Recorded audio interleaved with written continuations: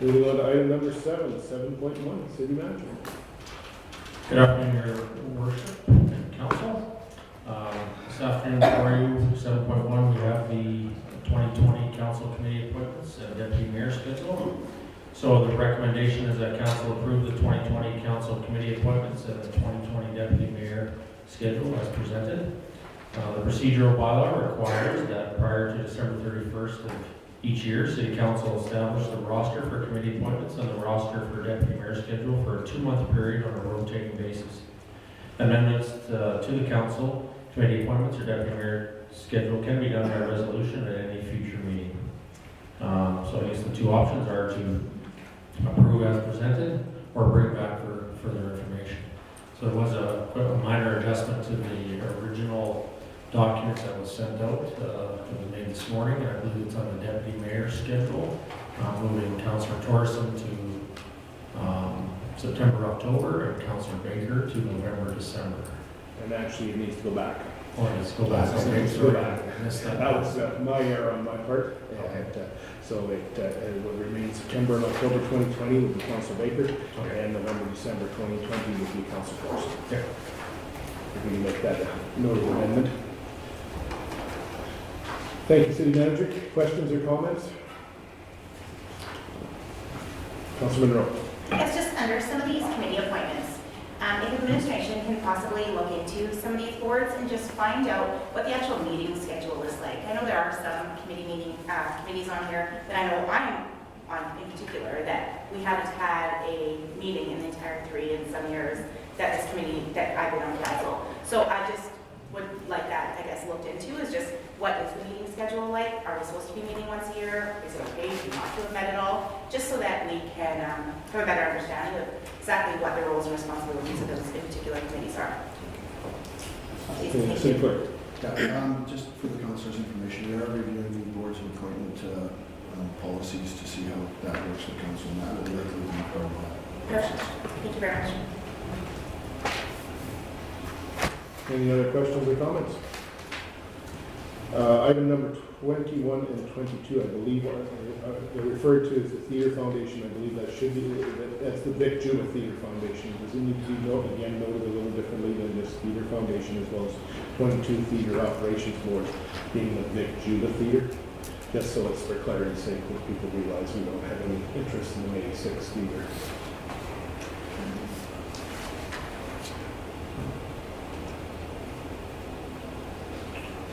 Any other questions or comments?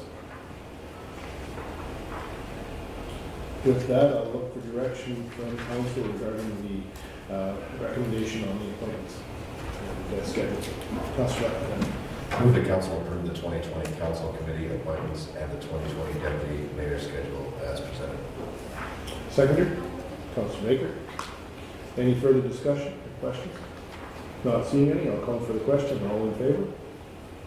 Opposed? Carried. Back to you, City Manager, for 7.1.2. Thank you, Your Worship. Before you is the Lloydminster Library Board appointments, and the recommendation is that, two recommendations, that the first one, that council approve the appointments of William Kufus and Denise Schreiner for a 3-year term from January 1, 2020 to December 31st, 2022. And the second one is that council reappoint Christine Knurk for a second term to the Lloydminster Public Library Board for a 3-year term from January 1st, 2020 to December 31st, 2022. The library board has requested these appointments, and administration is currently reviewing the process of reviewing the procedure and developing a policy on board appointments. Past practice has been for council to appoint members to the library board, even though there's no legislative requirement to do so. The city will continue the process until a new policy is in place. So the options are before you. Thank you, City Manager. Any questions, concerns, comments? Certainly, this is a voluntary board, and I appreciate people stepping forward, and I know we've had members come and go off that board. Members of this council have served as well on that board, and we have one current member continuing to serve, so we appreciate people stepping forward and appreciate administration looking at setting some direction here, because I know there's been some questions in the past. Why does it come before council? But I think that we'll await administration to come up with a solution to that and direction recommendation. Any other comments? Not seeing any, I'll look for direction from council on the recommendations. Councilman Miller? That council appoint Dwayne Hoffus and Janine Schreiner and reappoint Christine Knorr for a 3-year term to the library board. Does that work, Sue Clerk? Certainly. Seconder? Councilor Fagin? Any further discussion? Not seeing any, all in favor? Opposed? Carried. Moving on to 7.2, city manager to city clerk. Thank you, Your Worship. The recommendation on this item is the council approve the 2020 meeting schedule as presented. Additionally, that the 11th edition of Robert's Rules of Order newly revised be used by council and council committees if the Lloydminster Charter or the procedure bylaw are silent on the matter. The procedure bylaw requires that the city council establish schedules for the upcoming year's council meetings before December 31st of each year. Amendments to the meeting schedule can be done by resolution at any future meeting. Administration presented a draft meeting schedule at the November 18th, 2019 Governance and Priorities Committee meeting. No amendments were requested. The options are the council approve the schedule as presented, or the council request administration to bring back a new schedule to future meetings, reminding council that they have a legislative requirement to have the schedule set before December 31st. Alignment with the strategic plan is that this item is aligned with the following strategic area: open and responsive governance, setting a meeting schedule for a complete year provides some more timely information on when meetings will be held. Back to you, Your Worship. Thank you, city clerk. Questions or comments? The calendar is well laid out. It will be a busy year with the fall election scheduled for November 9th. Thank you to the government of Saskatchewan for moving our election date at the municipal level, but to accommodate a provincial election. So I think that we've taken into account the SUMA convention, the AUMA convention, FCM convention, all items that are of interest to the council, and then it's laid out for November, December for those that will take up the seats at that point. Any questions? Comments? Then I'll look to council for direction on the recommendation. Councilor Fagin. I move that council approve the 2020 meeting schedule as presented. Additionally, that the 11th edition of Robert's Rules of Orders, newly revised, can be used by council and council committees if the Lloydminster Charter or the procedure bylaw are silent on a matter. Seconder. Councilor Buckingham. Any further questions before I call for the final question? Not seeing any. All in favor? Opposed? Carried. Moving on to 7.2.2, back to the city manager. Thank you, Your Worship. I'll ask Scott Murray to come forward to present item 7.2.2, 1248202 Alberta Limited request. Thank you, and I'll ask that to hold on, stop. Councilor Baker. Sorry, it said, I just wanted to, and I meant to write it down and I didn't, George. It's the newly revised rules of, Robert's Rule of Order. Now, what's the new one? What's the date on it when you say the new? I believe that it's at least 2 to 3 years old, but it's called. Oh, it's not one. It's called the newly I thought revised. maybe you got another new one. Okay.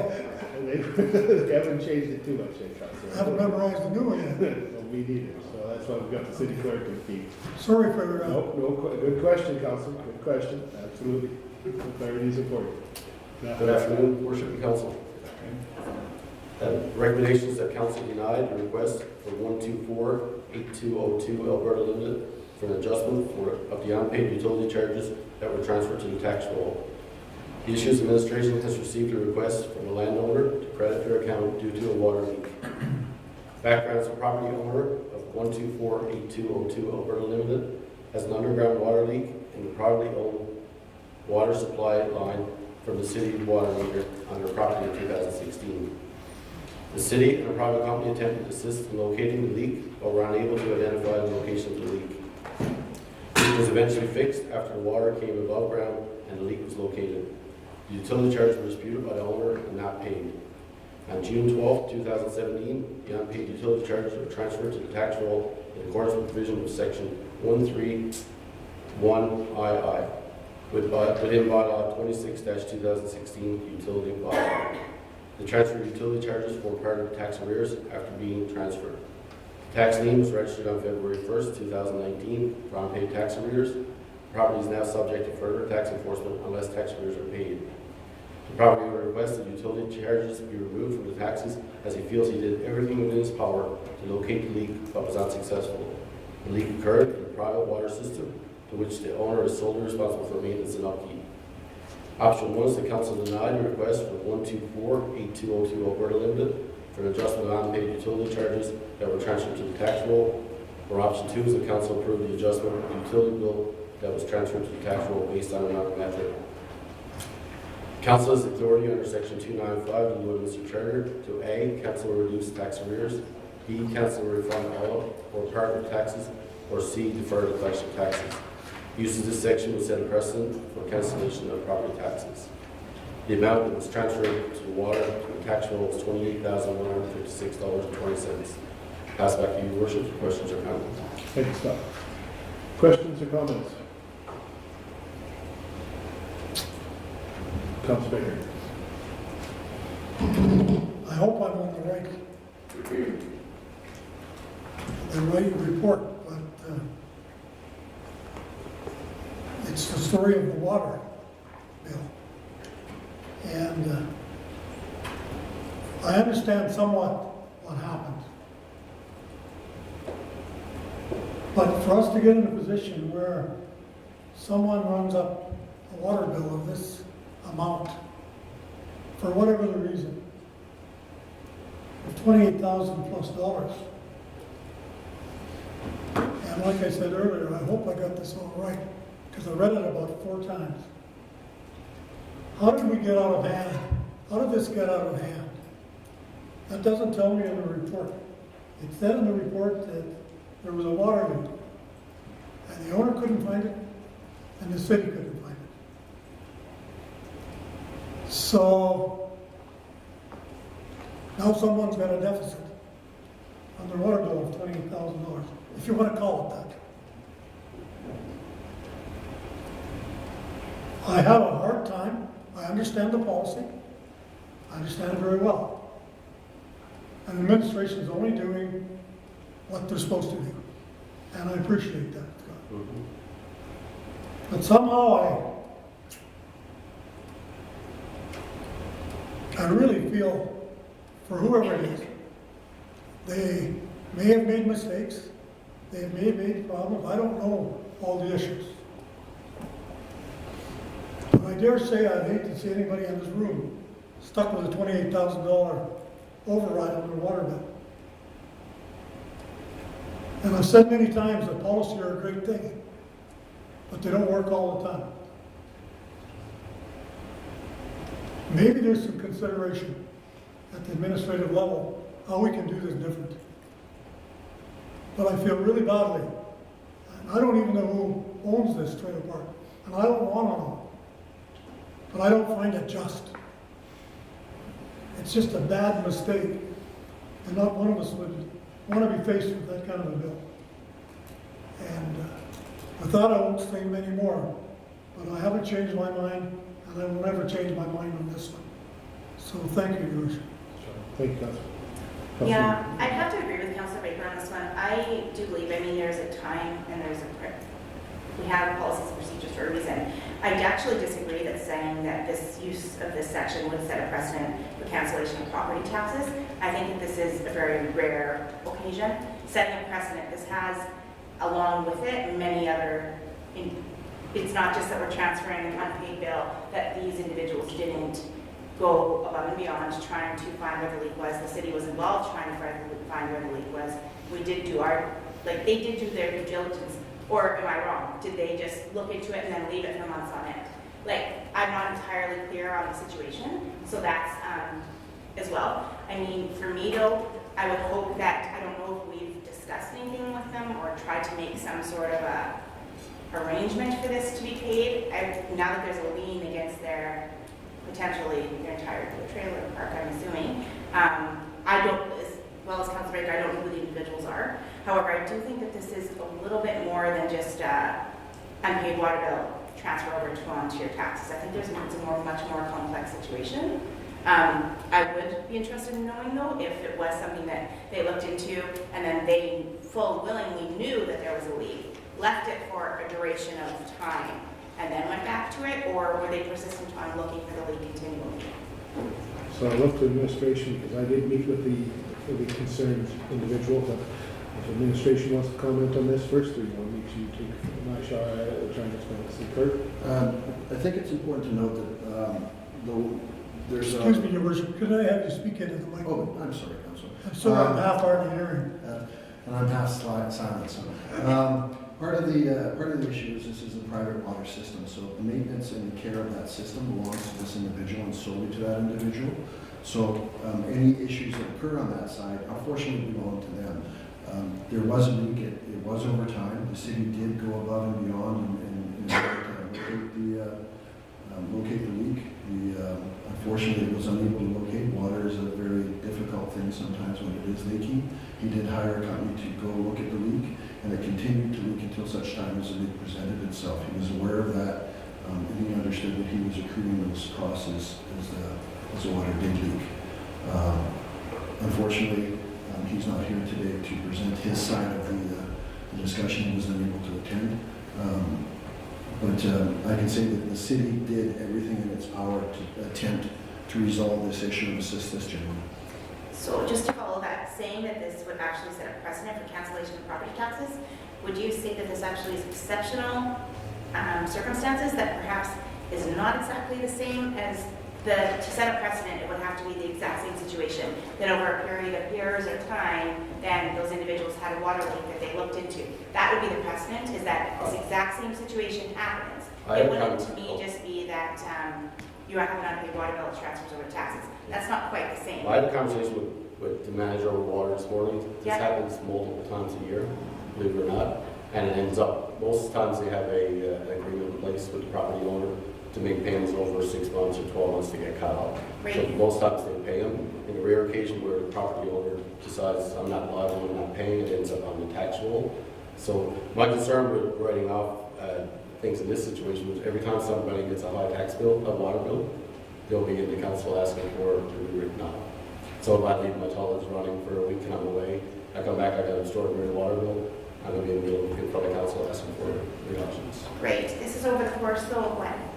A year? This actually, A few years? yeah, it actually happened in it was 2015, right? 2015. So yeah, it happened in 2015. The big bills were in September. For the 2 months prior to September and the 2 months prior to October was the big bills. 12,015 and 7 for the 2 bills there. So, but prior to that, you can see his monthly charges were going higher each month. So this is an ongoing thing. Except Ken wasn't here able to attend today to answer these questions. So I'm only taking because it's in the property tax now. For sure. There is some notes on file that he was noted when he purchased the property March 26, 2014. He was notified by council that by city administration that there were some issues with water leakage. He was notified again in June, July, September, April 15 of 2015, and June of 2015. So before this So was... we had multiple attempts to let him know. Great. So before this was transferred onto the tax roll, did we try to work with him in terms of payment plan, that sort of thing? And he Yes, just... yeah, we did, and he gave us checks, and then he canceled the checks.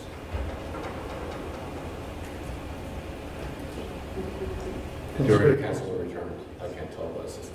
Okay. Councilor. Thank you. I guess we call them tax arrears. And they're not tax arrears, they've been put on the tax bill. Their water, it's a water bill. And I don't know what happened, because I never had time to look, what happened to our report with taxes in arrears in February. But I don't know off the top of my head. If it just says taxes in arrears, no, it's taxes in arrears. You're looking after. That's a different story than a water bill, it's a problem. Thank you, Councilor Baker. Once the water utility bill is transferred to No, the I tax know what you roll- did. Yeah, it's considered property If tax. I'd have known that was a water bill in February, Mhm. I'd have been talking about it then. And I believe people should have been talking about this when we knew we had that extreme leakage. Because there's two things, and I'm not an engineer, we got some good engineers right in the room. But tell me where the water goes if it's not coming through the crust of the ground. I know from a long, long background in construction, water goes in and around the sewer pipes and water lines and follows that lens all over the city. With the old river or not, I don't know, but we had a situation not 2 blocks from this place where it happened 2 years ago. And I've seen it many times in my life. It follows the gravel along the pipe. So where did all this water go? And I don't want to answer. But when the water lossage was this severe, I'm amazed we didn't shut the water off and put a temporary line in so we could have found a solution. And I would ask that we take a leadership role in the city to help people when they're in trouble, whether you like them or you don't like them. That's our job. And I'm not saying you do or you don't, but people need help. If they knew everything about everything that went on in the city, we got 350 people to look after all that. There's only one person. And sometimes they're probably not going to get it right. And I'm probably one of them.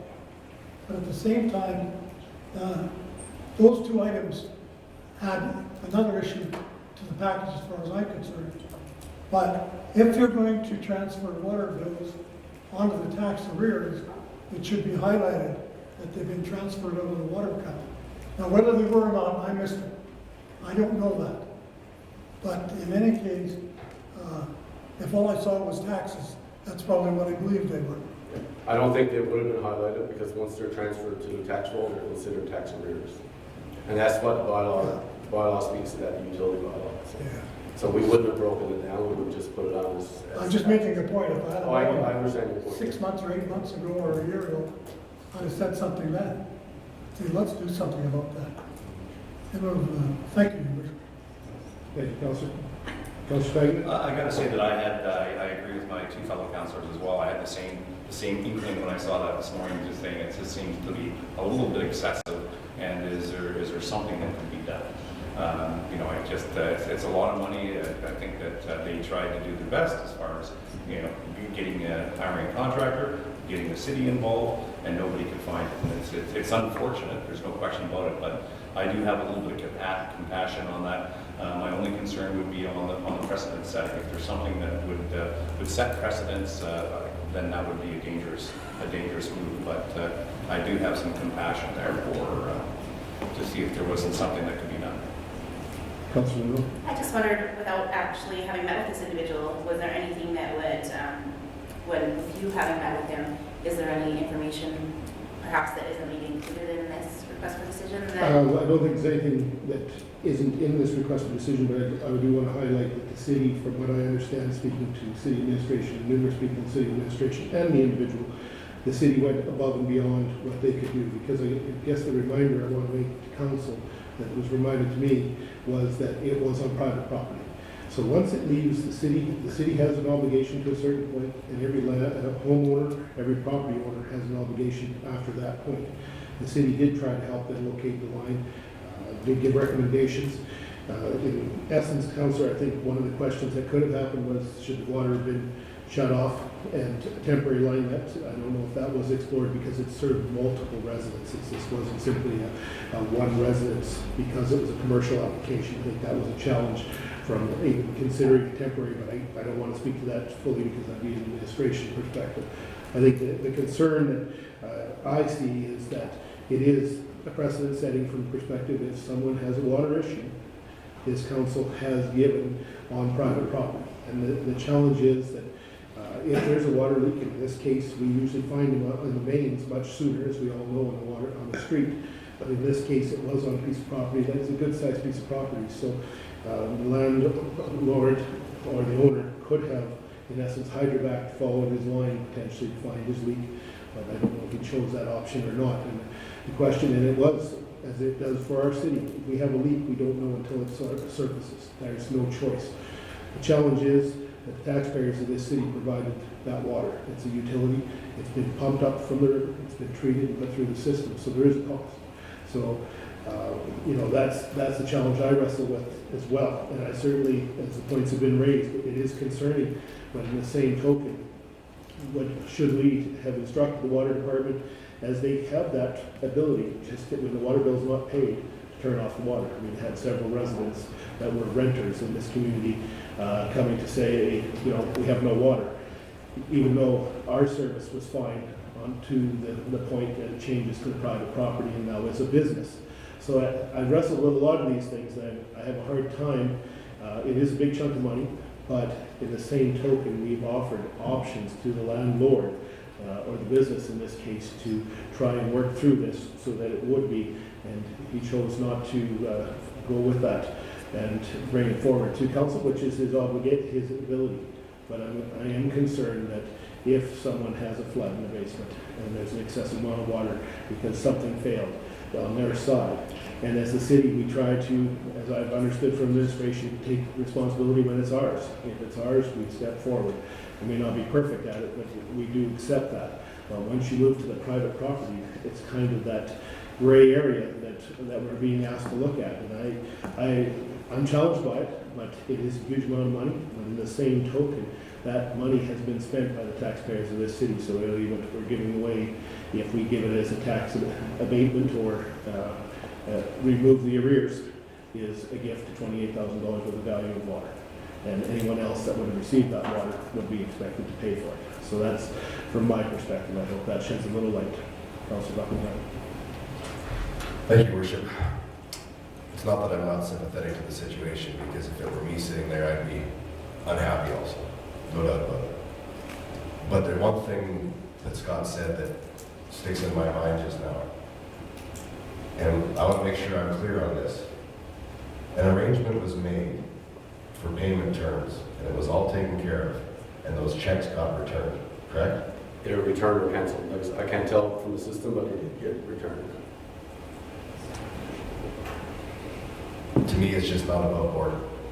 If that's the case, it's not above board. Something was done, something was agreed upon, and then it wasn't actually followed through on. That concerns me more than anything.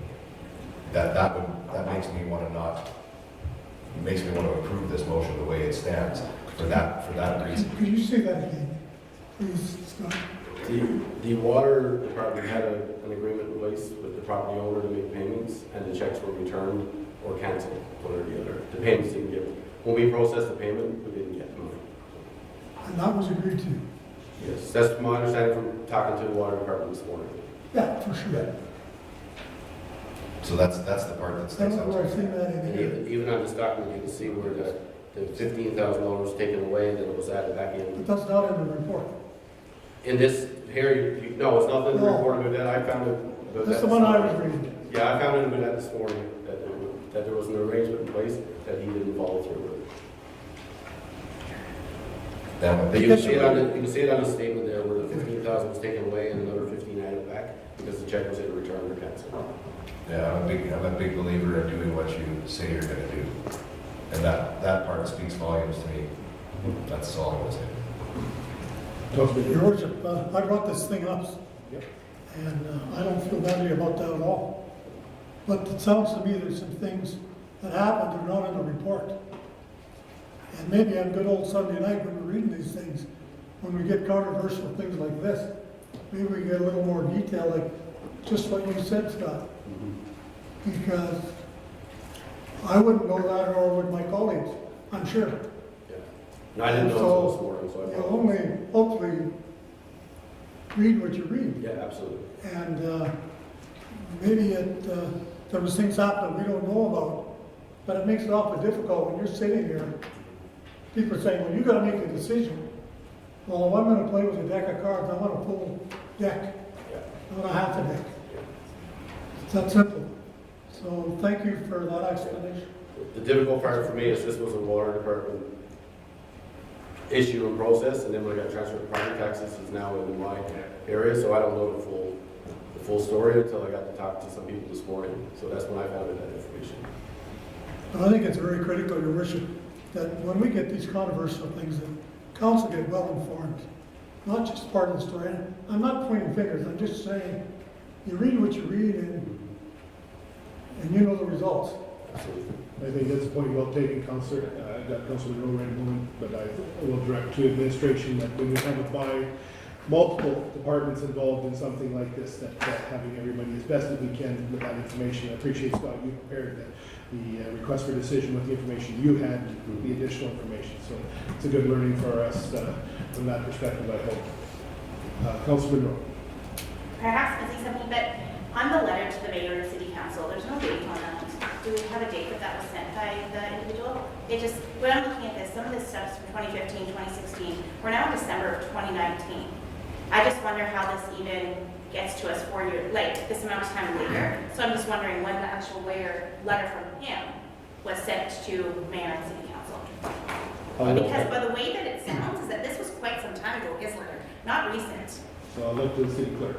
This was hand-delivered to us about 2 weeks ago. So it's very recent. Really? I think that previously he wasn't taking any responsibility at all. It's only because we're going through the tax arrears process. He's already got his first 6 months gone, and now he's into his second 6-month notice. So I think he's feeling a little bit of pressure now. Just because the one line saying based on the usual normal consumption, well, that should have been like a year and a half ago at requesting that, so that we're only taking the right. There's just some discrepancies that I'm not entirely sure of. I think what he's really asking for there is for you to reduce this down to what his normal consumption would have been. That's what he's asking for. Do we know the difference in that? We can look at his normal bills there before that. Even though I know that the entire amount was transferred to taxes The already? 2 months before that was 7,000, 6,700, 5,500. So you can see that his water bill is increasing monthly, so that leakage issue was going on for months there. Councilman Young. Yeah, I was going to, the scribbling and the calculations that are done on the report there, as we see there, I'm assuming that's the landowner's calculations of. Yeah, I have no idea what that is, to be honest. Yeah, It looks like here, the stuff on the left looks like his bi-monthly bills prior to what's on the statement. I don't know where he comes up with the calculations. So this matter has been, this isn't something that just arose in a very short time. This has been worked through the water department for some time. As it was pointed out, there was plans for settlement, and then that failed, leading to the tax department, leading to notice being given, and then leading to a request to council. So this has been ongoing from back in 2015, 2016. So it's been around for a while. And I appreciate administration, from what I've been able to glean, trying to work through things and being there at the front end with the landlord or property owner, trying to help them resolve as best as we could. But our expertise, until the water shows up, we sometimes can't find it unless you don't spend the money to excavate the line. And that was a choice he had, and he chose not to. Any other questions or comments? Well, I guess I'm just going to say how important it is to have all that information, because I think Councilor Buckingham brings up a very good point on that, and a good catch. I'm just letting you know it's a lot of money, and I was certainly not saying that he would be compensated fully. I mean, obviously, he would pay what his normal rate would be, and then there would be some kind of compromise. But if there was a deal that was struck, and he was supposed to follow through with that, I had a little change in my attitude. Councilman Rowe. Swear, do we have a copy of the actual agreement that he was supposed to be sticking to? I don't have it. Like I said, I was talking to a person in the water department this morning who said that they made an agreement. It looked like it was just basically he was going to pay 2 checks and get it done. Great. And that's all I see there. So I guess, Council Buckingham definitely brings up a good point, but you just finding out this information this morning yourself, I'm wondering, is there anything else that we're missing? Yeah. And for me, it is a lot. I'm not meaning to be in anyone's, Yeah. I was just going through the notes. I just feel when there's so many departments involved, I just wonder if is it perhaps, I don't know. I just, another point I can bring up here as well is in May 30th of 2014, the property owner came to the water department. At that time, talking about his high consumption, at that time, the manager of water gave him a 75% reduction to water loss. So he gave him a reduction of $595 and another additional $983, so it's almost $1,600 reduction he'd given him. And at that time, they made an agreement that there'd be no more refunds for that time. So that's just a piece of information I have in the notes here. What year was that, Scott? That's June 20th, 2014. So that was prior to the big leak, but there was leaks going on, and he had already known. So that's acknowledgement there that he knew the leaks were happening on his property. Yeah, I was gonna say, at that point, you have the option to investigate that problem further, or you roll the dice. So he had already given him $1,600 reduction there, just almost $1,600. So you said that this man purchased the land in 2014? He purchased it March 26, 2014, yeah. So 6 months after he was into the city. Right, Water. so he's known about it, so. And this was the first communication? This letter in writing? Or have we had previous letters Oh, in writing? we've been talking to him for years over this. In writing, no? Yes. Yeah. Yeah, there's a couple of water departments sent out some.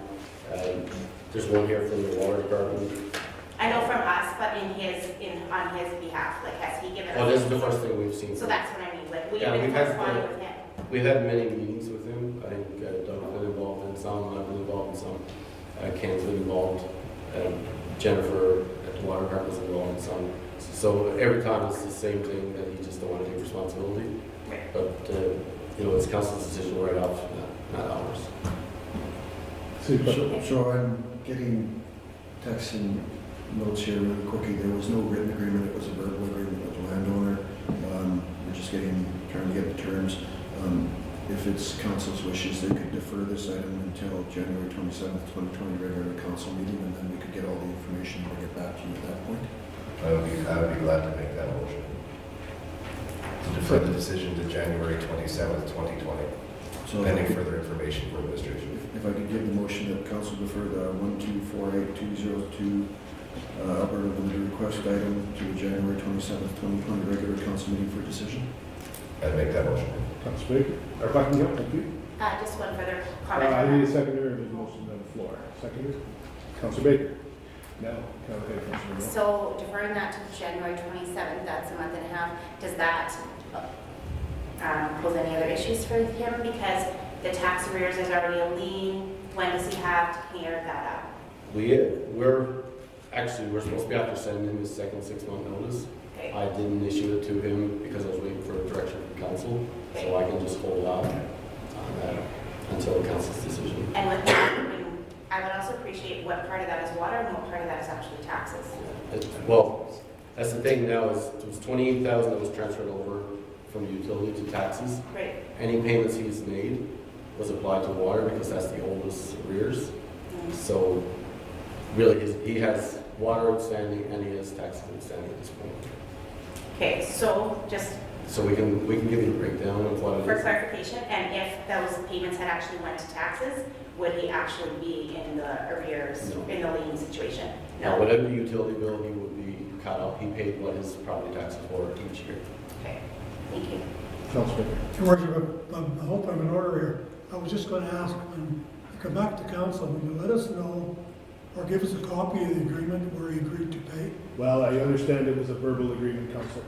It was a verbal agreement between him and, but there was, the checks were, or some sort of, and I'm sure administration can clarify if there was checks received and withdrawn or stop payments or whatever, just so that there's clarity put to that. I think it's pertinent, those kind of deals you're making, they should be in writing. You can see where the checks went in over here on this document was up there. So you can see 15/9/59/01 We need to keep this. and 12/09/45, and they come back, they add back in again the positives. So we have a motion on the floor. Is there any other further questions to that motion? Not seeing any, I'll call for the question. All in favor? Opposed? Carried. Thank you very much, Scott. I look forward to that report, and I know you'll be able to pull together the water team and go from there. Moving on to 7.2.3, City Manager. Thank you, Worship. To present 7.2.3, 2020 proclamations, I'll ask Chelsea Lane, City Clerk, forward. We should probably go back Public hearing. Yeah. here. If we can ask you, Chelsea, sorry to stop, we just realized that we're after the 2 o'clock hour, and we should proceed to the public hearing if anyone is here for that particular hearing. My apologies, Chelsea. So, we're here for a public hearing. regarding bylaw 28-2019, land use bylaw 5-2016, text amendments to include cannabis infused products. I'd like to note before we begin that during the public hearing, we ask that you respect the views of everyone here and allow each person their time to speak without interruption. Each person wishing to speak has up to 5 minutes to make a presentation to council. If you do wish to speak, please state your name for the record and whether you are in support or opposed to the proposed bylaw. When you're finished speaking, please remain at the front as council may wish to ask you questions. All discussions of council members, city staff, and delegation shall be directed to the chairperson. Any questions brought forward by the public which are not able to be addressed during this meeting will be done so at the next council meeting. Council will not debate this matter during this hearing, and the decision regarding whether or not to grant this bylaw further readings will be dealt with following the public hearing. I declare the public hearing for bylaw 28-2019, land use bylaw 5-2016, text amendments to include cannabis infused products open at 2:15 p.m. I would ask the city clerk to confirm whether or not this public hearing has been advertised in accordance with the applicable legislation and to summarize the purpose of this hearing. I confirm that this public hearing has been advertised and notice has been provided in accordance with the applicable legislation. This public hearing was advertised in the Meridian Source on November 28th and December 5th, 2019. The purpose of this public hearing is for bylaw 28-2019 being a proposed bylaw or text amendments of land use bylaw 5-2016 to include cannabis infused products. Thank you, City Clerk. I will now call upon anyone wishing to speak who is opposed to the proposed bylaw. I will now ask if anyone wishes to speak in favor of the proposed bylaw.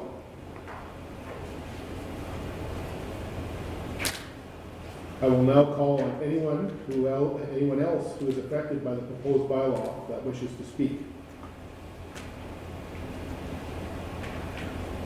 As no members of the public were in attendance to speak on this matter, I declare the public hearing for bylaw 28-2019 closed at 2:17 p.m. I'll go back to you, City Clerk, or City Manager, sorry, to 7.2.3. Thank you, Worship. Once again, we'll call up Chelsea Legacy to present 7.2.3, 2020 proclamations. Good afternoon, Your Worship and Council. Good afternoon, Chelsea. I'm here to present the 2020 proclamations administration has received. Our recommendation is that Council not approve proclamations for 2020 as the applications received do not meet the criteria as outlined within our policy.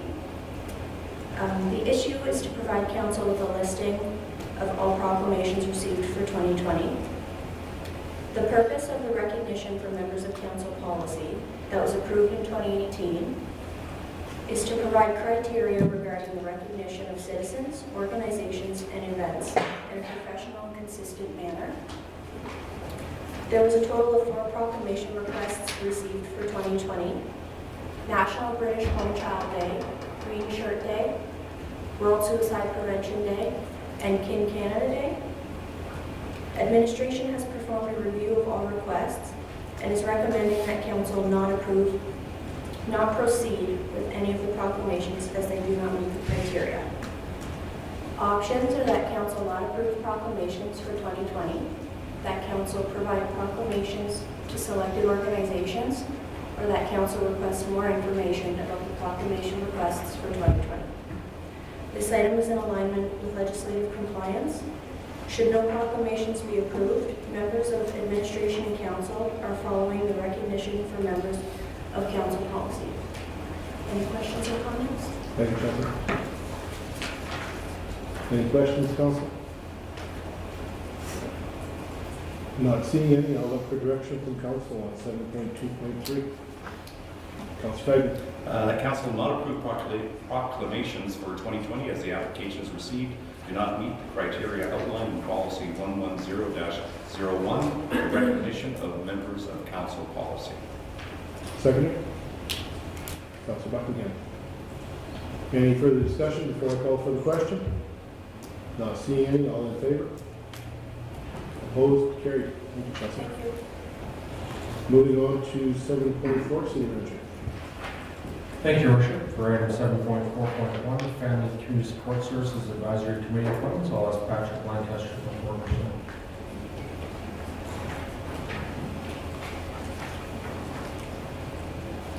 Good afternoon, Your Worship. Good afternoon, Council. Good afternoon, Patrick.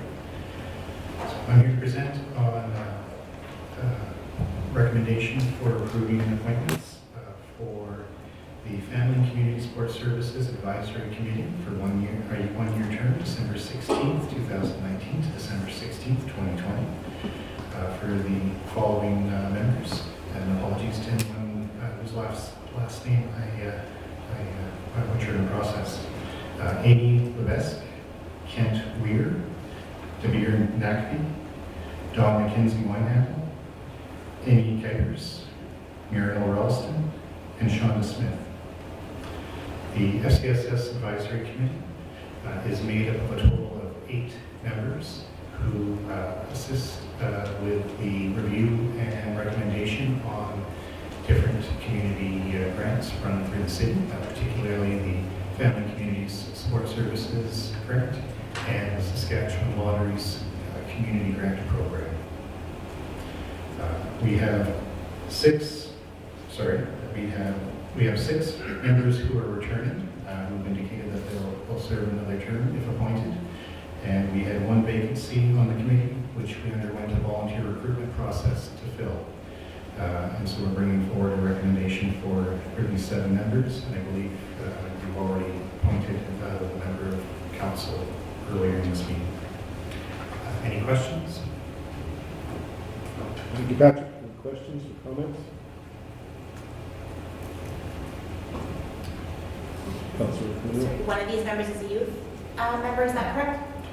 Yes, while the bylaw currently doesn't explicitly state that there is a, say, youth position, the committee has frequently requested that we hold a spot for a youth member of the committee.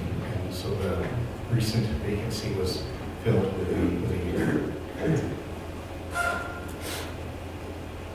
Councilor It just looks like looks like a great cross section of the community, and we have faith in the way you select these folks, Patrick. So I'm sure they'll be just fine. Councilor Mill.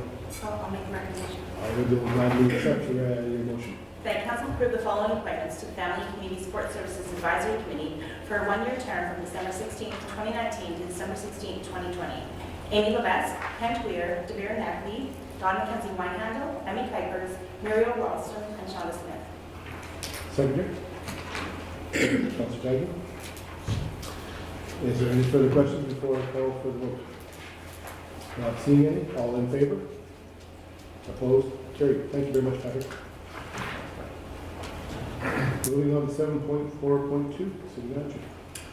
Thank you, Your Worship. For item 7.4.2, janitorial supplies contract award, I'll ask Lana Fulton for 40%.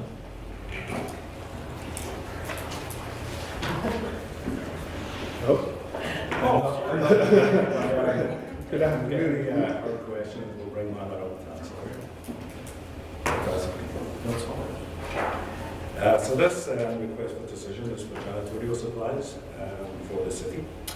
Recommendations that council approve the award of the 2020 to 2023 janitorial supplies contract to W.E. Greer for an estimated yearly cost of $97,937.25 plus GST. And the reason we're saying estimated is that our use is varies year to year, and if we have a large event such as next year, the Summer Games in Saskatchewan, that will change that will increase it in a slow year overall. The city's previous janitorial contract has expired. We've released an RFP and we received 5 proposals. One proposal was disqualified as it didn't meet mandatory requirements, namely them providing information on the costs. Throughout the review of the submitted proposal, the administration evaluated based on quality of products at maximum value, firm pricing for products, standardization of products throughout all facilities, green sustainable products, reduction of inventory investment, and training opportunities to ensure staff can complete their jobs as safely and timely as possible. The evaluation of reviewers was 5% for qualifications and experience, 20% for methodology products, quality and the mix offered, 15% for technical servicing and training offered, 5% for added value, and 55% for costing. The submissions were received, and W.E. Greer at 97, 97.25 had a total score of 92.1. Pinnacle at a cost of 89, 143, 65 had a score of 84. 83, BJ's at 101, 102.07, total score of 83, 16.16, and Relay at 114, 582, 82 at a total score of 75, 96. Although the Greer pricing is not the lowest, they offer the best quality products with a firm price. Costing is based on estimated usage and does not necessarily reflect the actual cost to the city. Furthermore, W.E. Greer offer many added value options that will assist the city to save costs in other areas, such as an option to track data, ensuring documented sanitation in city facilities for the health and safety of patrons and employees. The type of products offered will provide safe disinfectant products for the correct environment. For example, BioClean Aquatic Centre requires a disinfectant that is compatible with a chlorine product. Training offered W.E. Greer is both online and in-house, and there is no limit to the number of staff trained or the number of sessions provided, and that gets quite important when we've got a team of over 20 staff, and at the moment we're paying about $60 for an online course, and there's up to $600 for actually going for training somewhere. So the fact that it's unlimited was a big bonus for us. And then online ordering of products direct, shipping directly to the facilities will save staff time for delivery.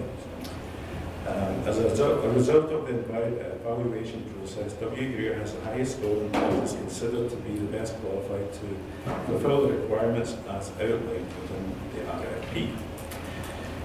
Our options are: the council approve the award of the 2020 to 23 janitorial supplies contract to W. Greer for an estimated yearly cost of $97,937.25 plus GST. In addition, that the mayor and city clerk be authorised to sign and seal the necessary documents. Option 2, the council not approve the award, the janitorial supplies contract. Or that number 3, the council direct administration to provide further information to be presented at subsequent council meeting. Questions? Thank you. Questions, comments? Councillor Daggy. Well, I've had some experience on the chemical side of things, and it's really quite interesting. Hopefully, you've had your staff that have been doing the testing and trying to find out some of the efficiencies. I always use one of my favorites where somebody wants to get a 20-liter pail of glass cleaner, and it's $20, so $1 a liter. You can take a look at that. You fill up your bottle, and you go out and you spray your windows. So there's another product that's $40 for a 20-liter pail, although twice as much, but that product can be cut 5 to 1. So all of a sudden you have 100 liters that cost you 25 cents instead of $1 a liter. So I'm assuming all that stuff was looked at and it's user-friendly. They decided what they want to use. Yeah, you actually have one really important part of this process is that, especially with chemicals, every supplier is providing a different product with different dilution rates. Yeah. So the team that were reviewing it had to go through and work out those rates and make out we were working out like for like. That was quite an important part. And the other important aspect of that is making sure that chemicals are compatible. Whereas one of the suppliers provided that chemical that wasn't compatible with chlorine and pool, and that could have severe consequences. So the review committee, that's exactly what we're looking for. Perfect. I guess, Peter, without wading into looking at the points difference based on the cost, there must, and you talked about it, I take it this training was one area that was significantly savings to the city. $60, I understood you saying online courses to 600 in person, 20 staff. Approximately, what kind of value will we receive in training in lieu of from the supplier that you're recommending? What kind of actual value will it be to the city? Because that would be dollars we would spend otherwise. It would be. There's two sides to it. One is dollars that we would normally spend. The other side is the fact that we have the free training. It means that we can, it's like an open book, so we can better train our staff. So, whereas we limit the amount of training each year, we try and divide it up to staff. Now we have the opportunity to say, okay, we're going to train all our staff in this particular area that we think is important, and we can still train them on multiple other areas as and when we use staff. That's a little bit. As far as a dollar value, it's a tricky one to put on, but I would say it's a number of thousands of dollars. As I say, if we send people to Edmonton, it's at least $500 for the course, and then there's accommodation, there's travel. So if we can get it, they've committed to come in-house for some of the training and elements online, so that saves us a huge amount. Okay.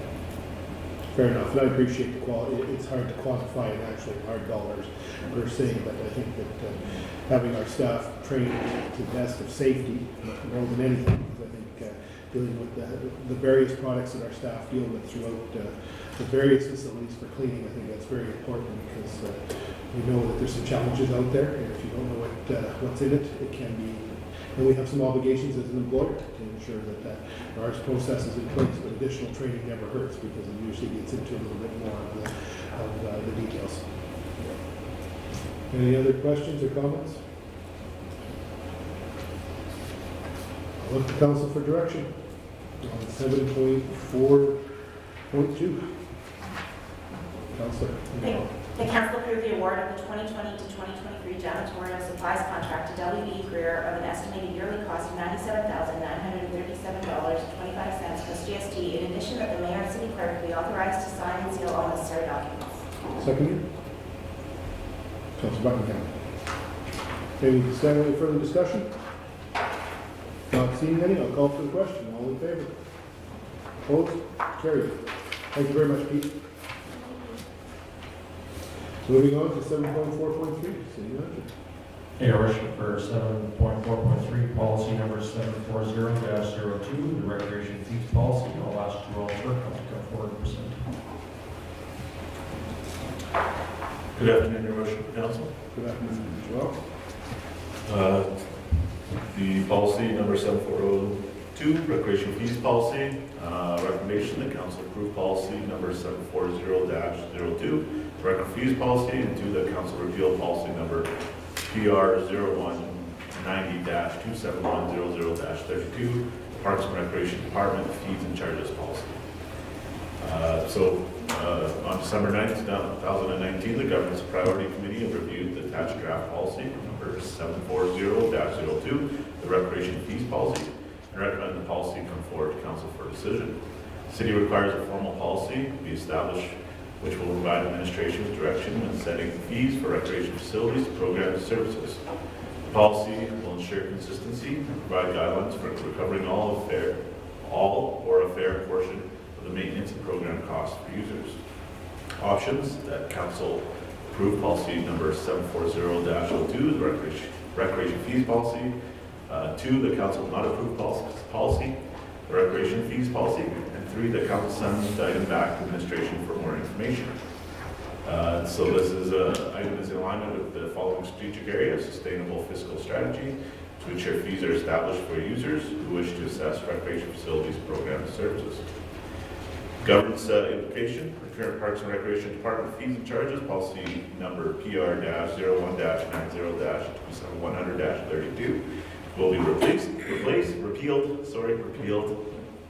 and budget financial application, an updated recreation fees policy will provide guidance to administration when setting the fees for recreation facilities, programs, and services to ensure a reasonable and equitable portion of the costs are recovered.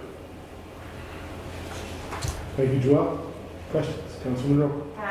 Not really questions to comment. I think everything looks really good. I appreciate all the little clarifications per hour, prime time rates, what that all entails. I think that really they're fair. There's no huge jumps, nothing that really jumps out at anybody for it. And I mean, we have to make some of these adjustments. I think the group rate really is a good idea.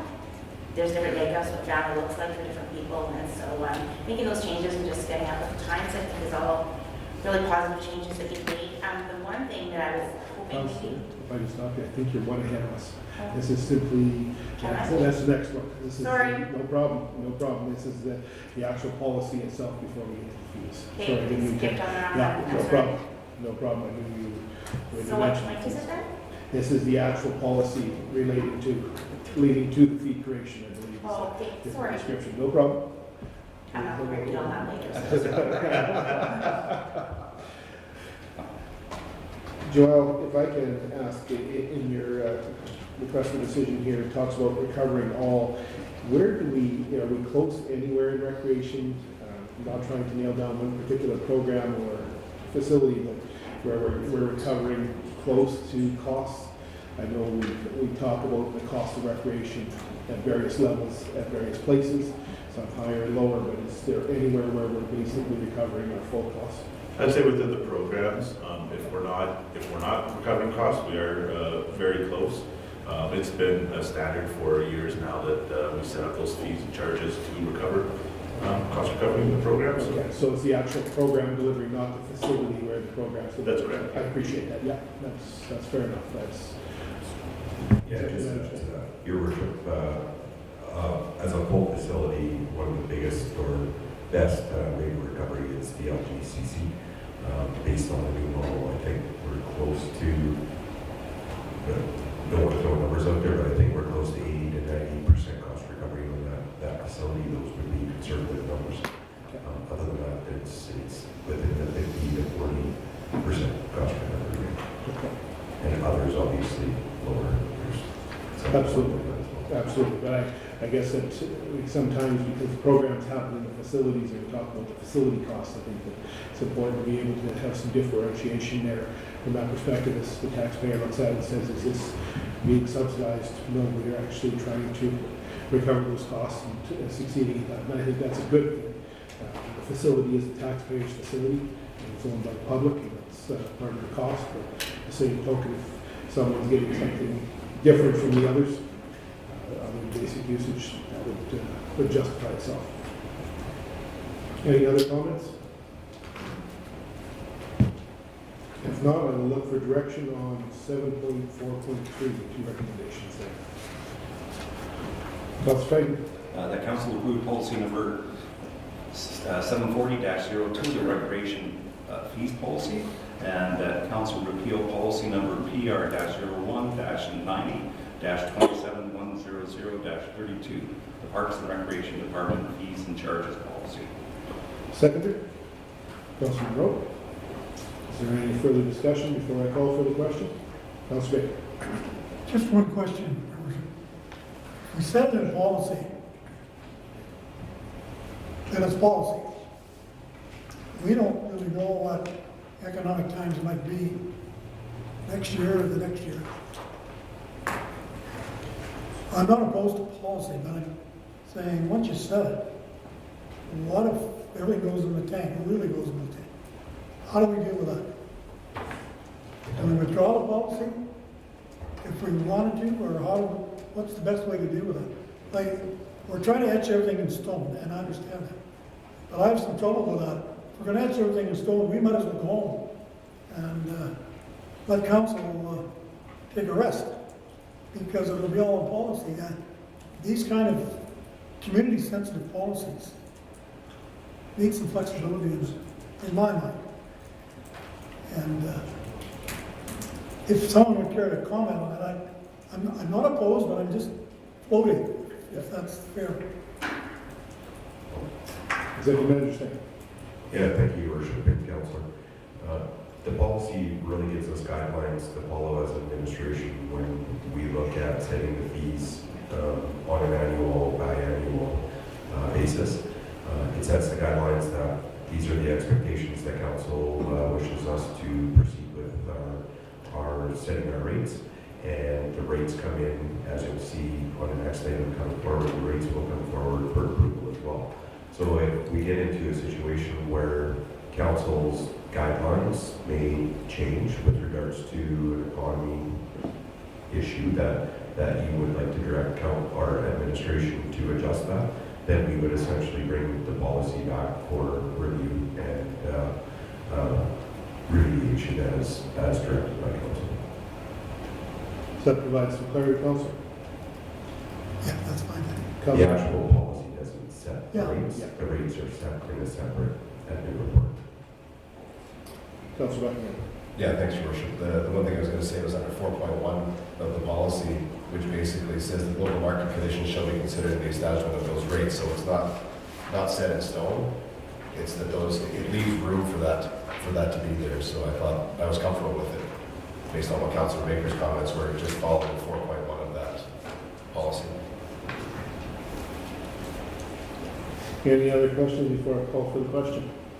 So it's not set in stone as far as. It's not set in stone, other than the next motion, councillor, we'll be setting the rates for 3 Yeah, years. no, I got that. And after that, it's just giving giving general direction, I guess is the term I'd refer to administration, to have an idea of where we'd like to see it going based on what we are today. At that time, when it comes back, and it's, rather, I think that it's a policy that's directed by council. Council says, hey, we can't afford to have what we're having, or we're in a position, God help us if we have to close a recreational facility because we can't afford it. So we're going to have to go back and take a hard look at the policy, the rates, and try and come up with that balance. Yeah, I'm having that flexibility is all I was asking for. Because you just don't know. We don't. We just don't know. We don't. Absolutely, we don't. Thank you very much for the explanation. Thank you. With that, no further questions. I'm going to call for the question. All in favor? Opposed? Carried. Well, I guess you'll be back up again. Thank you. 7.4.4. Thank you. 2020 and 2021 recreation culture facility fees and rental rates. The recommendation is that council approve the 2020 to 2021 recreation and culture facility fees and rental rates as outlined in the tax Schedule A, effective January 1st, 2020. Background: during the December 9, 2019 Governance Priorities Committee meeting, administration presented the proposed 2020 to 2021 recreation and cultural facility fees and rental rates to the committee. Facility program fees or facility rental rates are established as one source of revenue for the city of Lloydminster to offset the cost of providing recreation and cultural services to residents and visitors. Recommend changes to the facility fees and rental rates will be effect as follows, and the graph is right there. Changes to admission and rental fees for the Lloydminster Cultural Science Centers are not recommended at this time. Options: one, that council approve the 2020 to 2021 recreation and cultural facility fees and rental rates are outlined in Schedule attached, Schedule A, effective January 1st, 2020. Two, that council not approve the City of Lloydminster 2020 to 2021 recreation and cultural facility fees and rental rates is outlined in the Schedule A, effective January 1st, 2020. And three, the council requests further information from administration bring the City of Lloydminster's 2020 to 2021 recreation cultural facility fees and rental rates, Schedule A, to subsequent council meeting. It's alignment with strategic plan. This item is in alignment with the following strategic area: sustainable fiscal strategy, providing recreation and cultural facilities to residents and visitors at a fair price while enhancing recreation opportunities. Budget financial implications: increasing the facility fees and rental rates will ensure the current cost recovery rates to maintain service levels. So before I move on, there was a couple things from that you asked me from GPC that I thought I'd just highlight real quick. We did double check the Fieldhouse trade shows charges to make sure they were in line with fair market and in our climate, and we found out that they were. They're absolutely. Once again, as noted before, the family and group rates that is changed that we talked about last time. The ticket books, I will admit that I made a mistake at GBC. One ticket is worth one person, not 4 people. The work that we did look at too is out of the old corporate memberships, 5 out of the 27 corporate memberships golfed over 210 people, so very small percentage golfed over that 200. So yes, we're limiting that, but we're doing it in a fair way, we feel. I believe everything else has been highlighted as far as changes.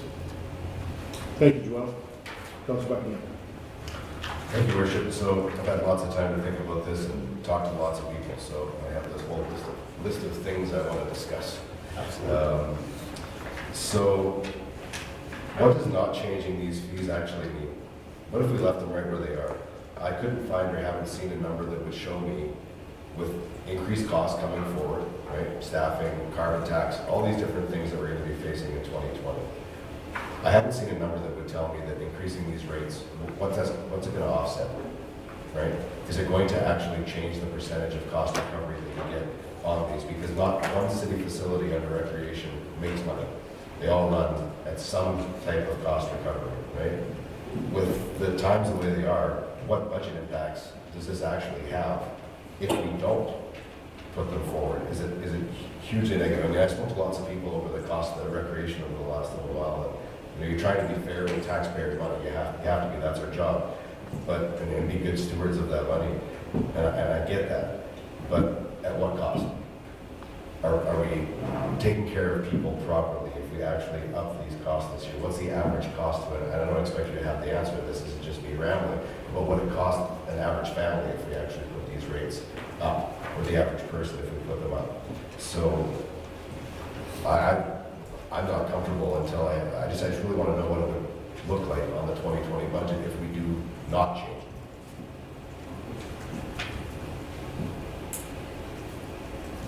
Second Anderson. Thank you, Your Worship. Roughly our increase is around 2% overall across all the fees that are being increased is roughly around 2 to 5%, somewhere in there. Those increases are to help offset the increase in operation costs from our increased utility rates, increased fees and everything else within our facility, so that those revenues are to offset that slightly. With regards to the difference in revenue between 19 and 20, I don't have those numbers off the top of my head, but that's something we can definitely provide council. And it's a bit of a guess because I'm not asking you to provide what the difference is between 19 and 20 because we also don't know what the costs are going to be in 20, for sure, right? So it's a tough number to come up with, but just our best educated information on if we did nothing, what it would change on our 2020 budget. We would need to reduce our revenue back down to 2019 levels. We had anticipated there would be a revenue increase with the ask of the user fees and these fees going up. So we've already accounted for a little additional revenue in the 2020 budget, so we would have to go back and revise those back down to 2019 rates, which would require more tax revenue to offset that difference in revenue. I'm so curious as to what that looks like. Those are numbers we can put together. That's council. Yeah, I think that answers Councilor's question. I think that simply just a revenue, and I don't know if it ends up being a single revenue line from recreation or not, or it ends up being per facility. I imagine. Yeah, it's all in every different facility. But we could definitely look at it. If I recall back to our budget process and talking to you all through that, I don't think it was an overly large number of revenue coming in. These are all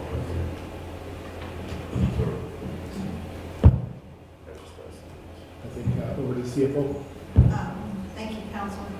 In the budget process, they have included additional revenues because of these increased fees, and so we would have to revise the tax what we'd be asking in municipal dollars going forward. So he is right, but if you want those amounts, we can bring them forward and revisit the tax rate.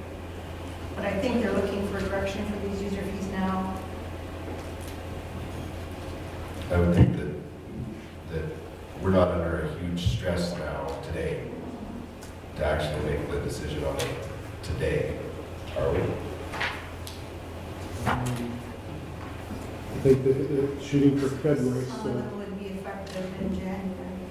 Well, according to this, they'd be changing, the first ones would be February, right? That's correct. So we do have a little bit of time to look at this, I would think. so Councilman, I guess if I could just make a comment that, do you want to charge the user that's actually using the facility, or do you want to charge the entire tax base if we need to have that revenue regardless? In my, honestly, right? So I guess we have to look at it from that perspective as well. Do we charge a user-based fee, or do we charge it to the entire community whether you use that facility or not? Because whether or not we want it, we have to come up with that revenue from somewhere. So I'm no finance guru like Jonathan, but to me, I'd rather charge the user that's actually using the facility that amount of money than just every single household. Right? Councilman. Fair statement. Absolutely fair statement. But at the end of the day, do we need to charge anybody for it? That's my question, right? Do we need to raise the fees this year? Well, I'll take a kick at the cat. I know that we will be facing a carbon tax.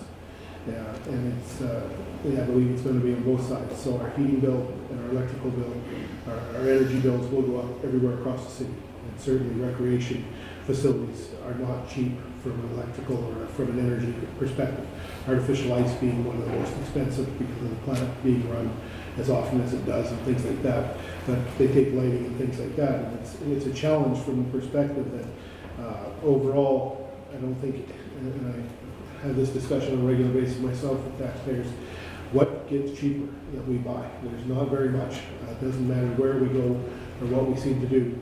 We have obligations that it just seems to creep up. And it's really challenging when it comes to recreation because you're absolutely right, Councillor Buckingham, that the family pays for it or the individual. It's money out of their pocket. And I appreciate Councilman Rowe's comment as well because where does this relationship sit between the taxpayer and the user? And I think that's always something that I try to balance because the user, the taxpayer provides the facility, hopefully the user helps pick up some of the costs of the facility. And I think every taxpayer realizes that.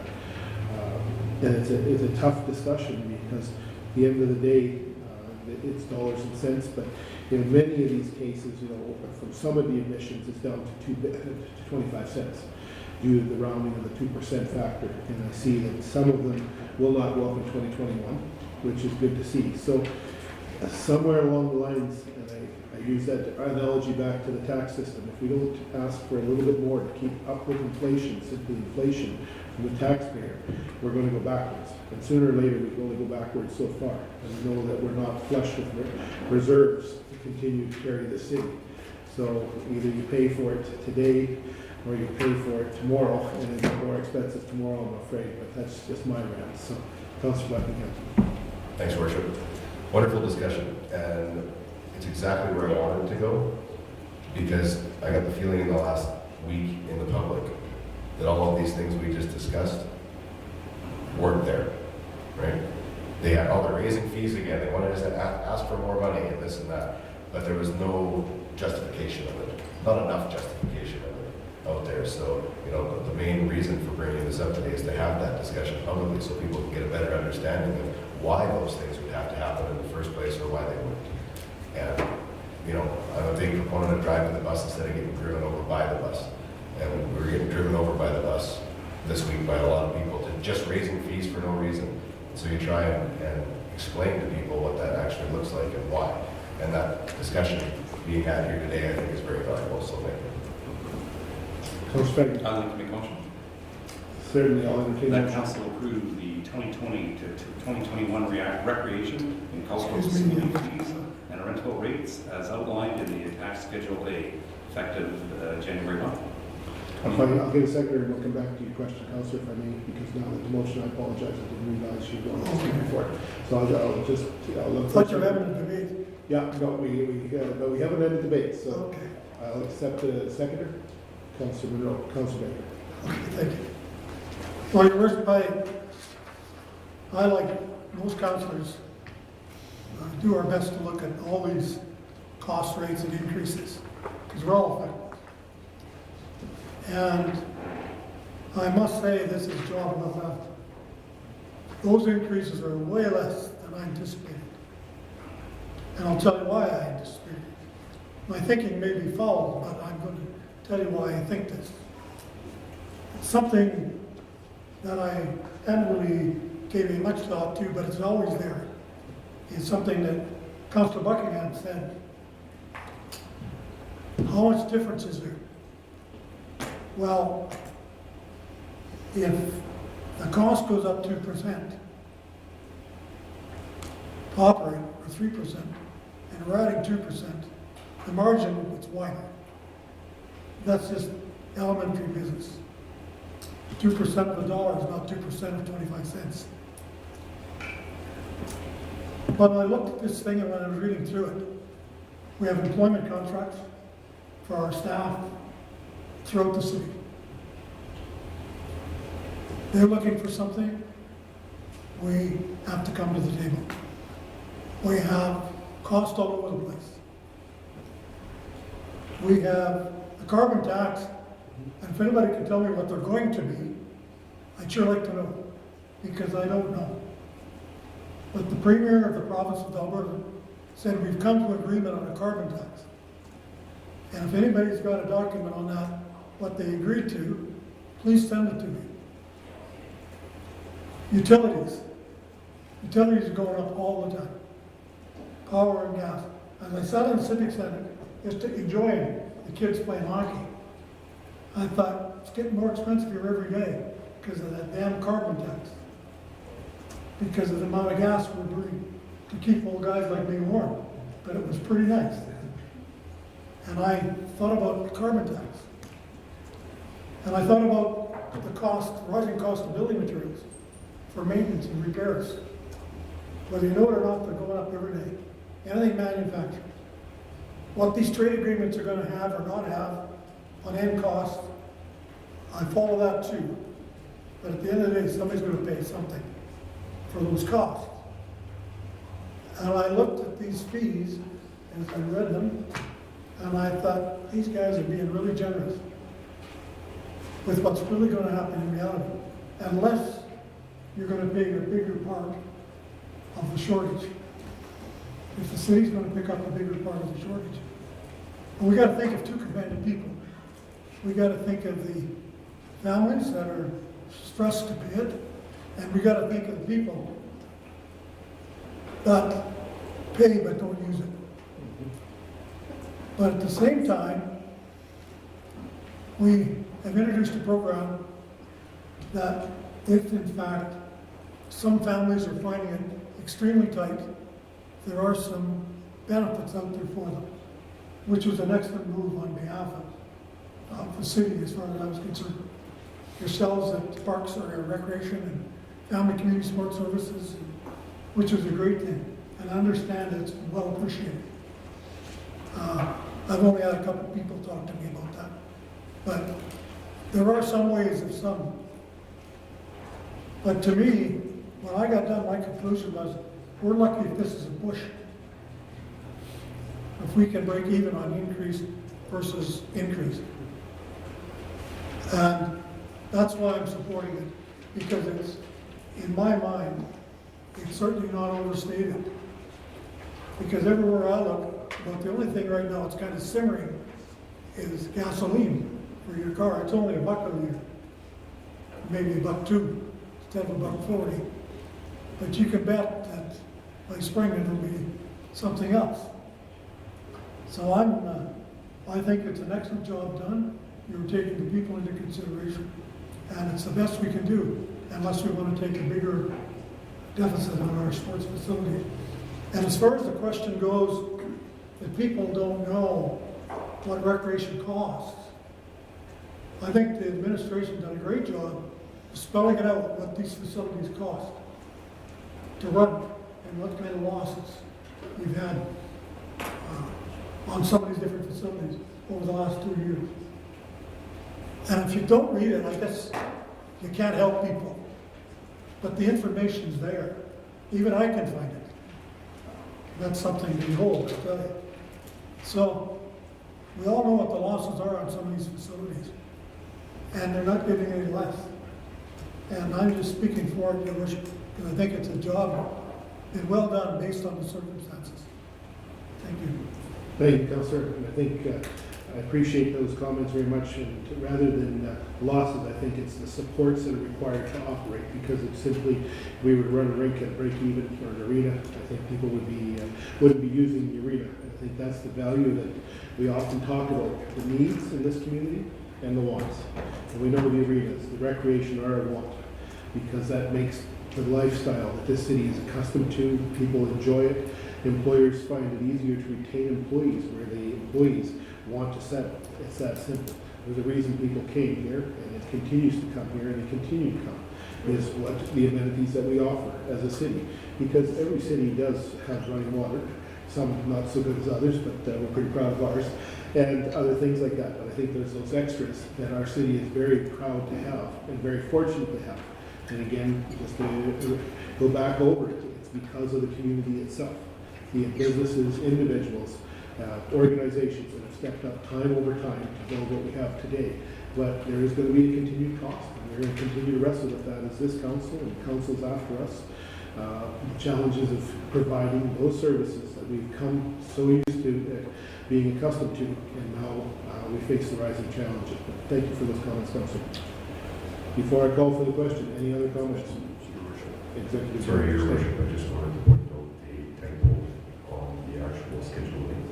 Okay. Under meeting rooms, there's columns for current February 2020, and then it should be January 2021.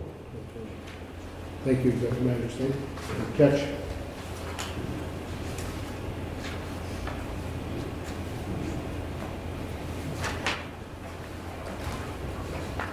Any further comments?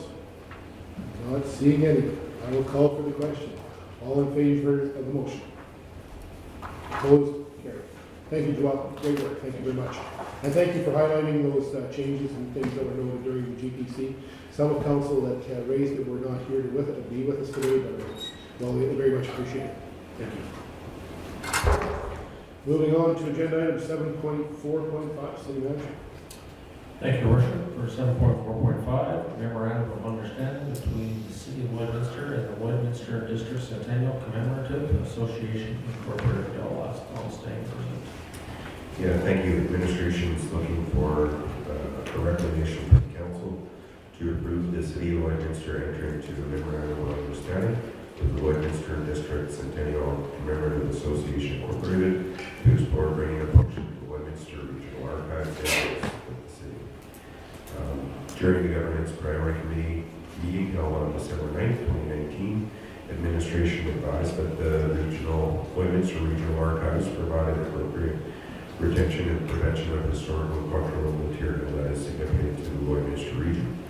The committee was informed of conditions as set forth in the memorandum of understanding between the city and the LBCCA. Administration is recommending that council approve LBCCA's request to bring function to the Lloydminster Regional Archives in-house with the city, and that the city and LBCCA enter into memorandum of understanding.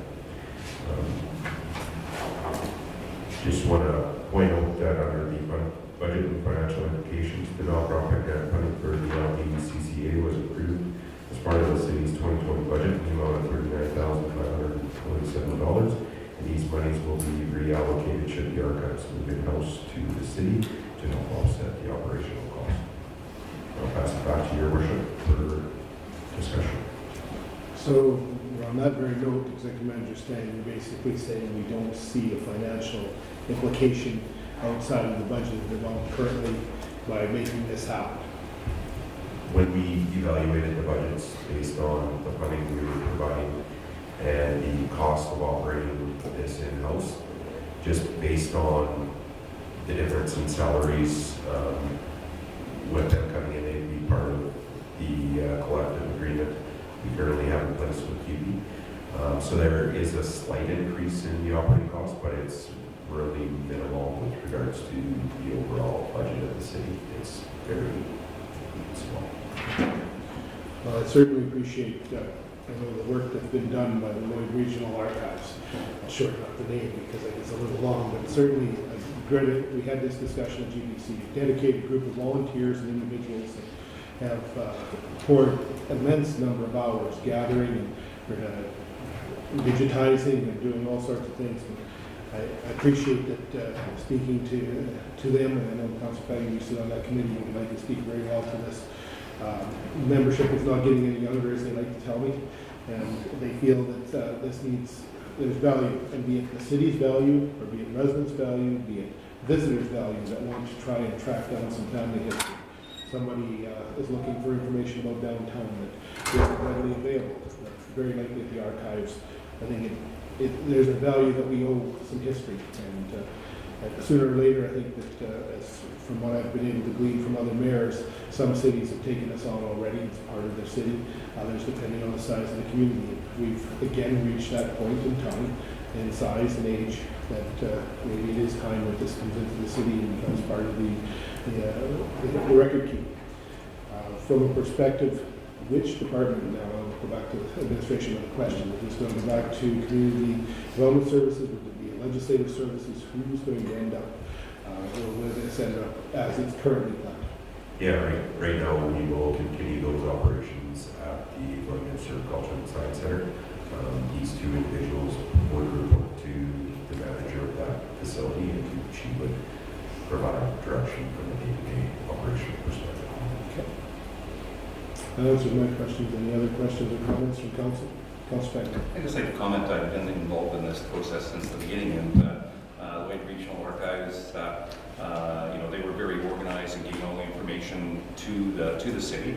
And I think that Executive Director Stang, our city manager, and the staff that worked on this did a very great job. They moved things through very quickly, the quickest I've ever seen anything go. And they did a very good job, and it was very admirable on both sides. It was very good, and I think that we've got ourselves a real gem there. They've done this very well, this whole archive, so it's a win-win situation, I think, for all of us.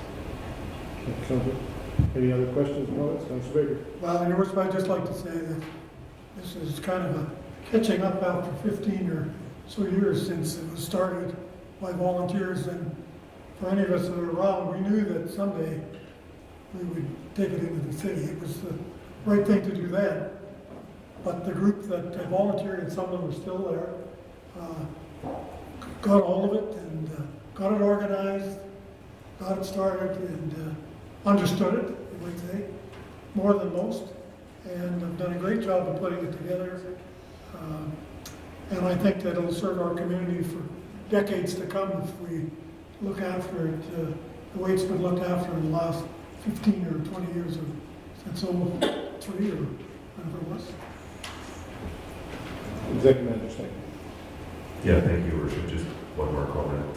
City Manager reminded me, this MOU is conditional of two things. Obviously, council approving, as well as the LDCCA board approving. As far as today, we haven't received that confirmation that their board has passed a resolution to accept that, but we're fully expecting that will take place in the very near future. Okay, thank you. And I think this was discussed again at the GBC, but I just want to make sure the public's aware of it, and I'm on the right understanding of council. There is still room for volunteers to work with our staff, even though we have individuals coming over and joining city staff.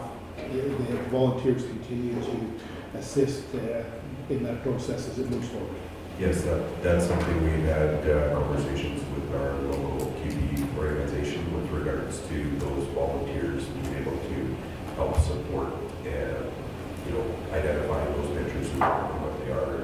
They're an important part of that process, and we feel it's supported by both our QB and our city administration. Excellent, because I think without that knowledge, we'd lose a great deal.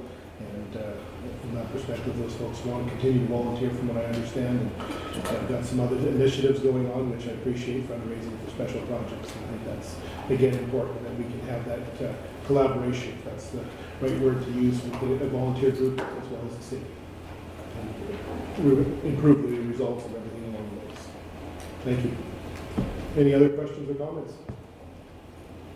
Not seeing any, I'll look for, ask for direction on 7.4.5. Councilor Buckingham. The council approved the city of Lloydminster into a memorandum of understanding with the Lloydminster District Centennial Commemorative Association, Inc. to explore bringing the function of the Lloydminster Regional Archives in-house with the city. Seconder, Councilor Baker. Any further discussion before I call for the question? Not seeing any, all in favor? Opposed? Carried. Thank you. Moving to 7.5.1 under operations, city manager. Thank you, Your Worship. To present 7.5.1, sale of road to J.R. Automotive. I will ask Natasha McKellar.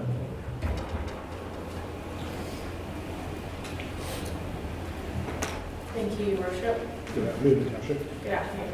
We're here to ask council to approve the sale of the lands described for $4,100 to J&R Automotive. These lands were evaluated by planning and engineering during the review and approval of bylaw 24, 25, and 26, 2019, which pertain to the road closure, the municipal development plan amendment, and the land use bylaw amendment for the subject lands. A condition of the purchase and sale will be to consolidate specifically with Lot 12, Block 23, Plan 9223361, which borders the closed road on 3 sides. The proposed purchase price was based on a 2019 appraisal that was completed by the City of Lloydminster for a recent road widening acquisition.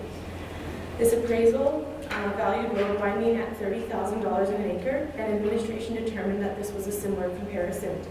Once the land is sold and consolidated, development permits for future development can be submitted and reviewed. Thank you. Any questions, comments?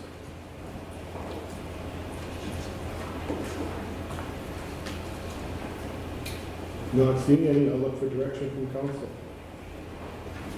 Councilor Buckingham.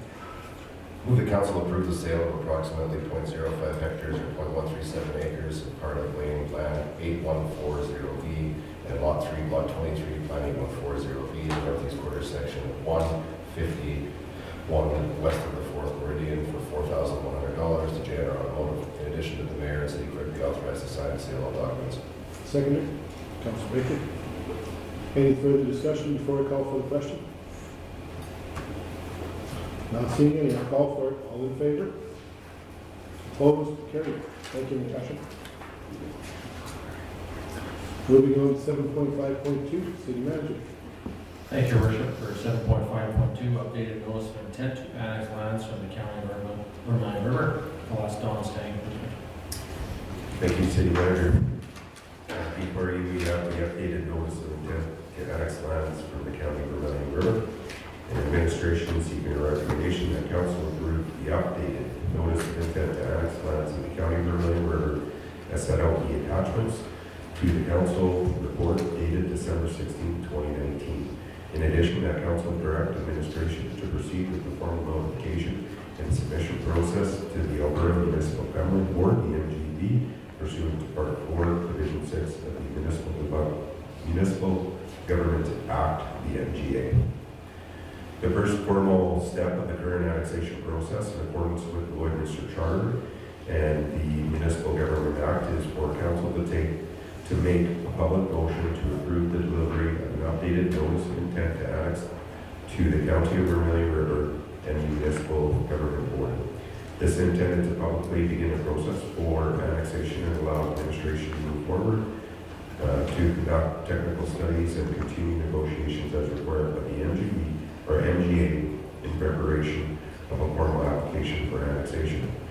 During the December 9th, 2019 Governance Priority Committee meeting, administration informed the committee that the updated notice of intent to scratch the lands proposed to be annexed gives reasons why the annexation is necessary and includes proposals for consulting with the public, meeting with the landowners of the land to be annexed, and a method for keeping the owners that will be annexed informed about the progress and negotiations between the City of Lloydminster in the county of Vermilion River. This notice and its appendices are included as attachments to the council report.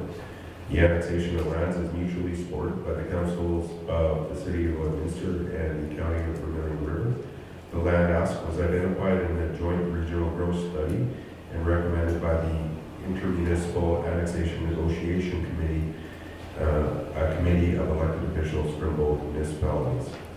Annexation, community engagement plan, the community consultation process of the annexation aligned with the MGB process is summarized below.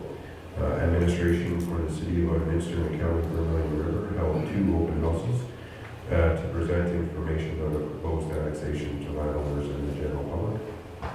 The city and the county facilitated collaborative community consultation activities relating to the proposed annexation based on the land requirement recommended of the joint regional growth study. And between June 10, 2019 and September 3, 2019, the city and county ensured impacted residents, landowners, and stakeholders had fair opportunity to engage the city and county officials in conversations, share concerns, and ask questions on the proposed annexation and the process, and that the city and the county collaboratively published communications and advertising which informed key stakeholders of the process and timelines of the annexation.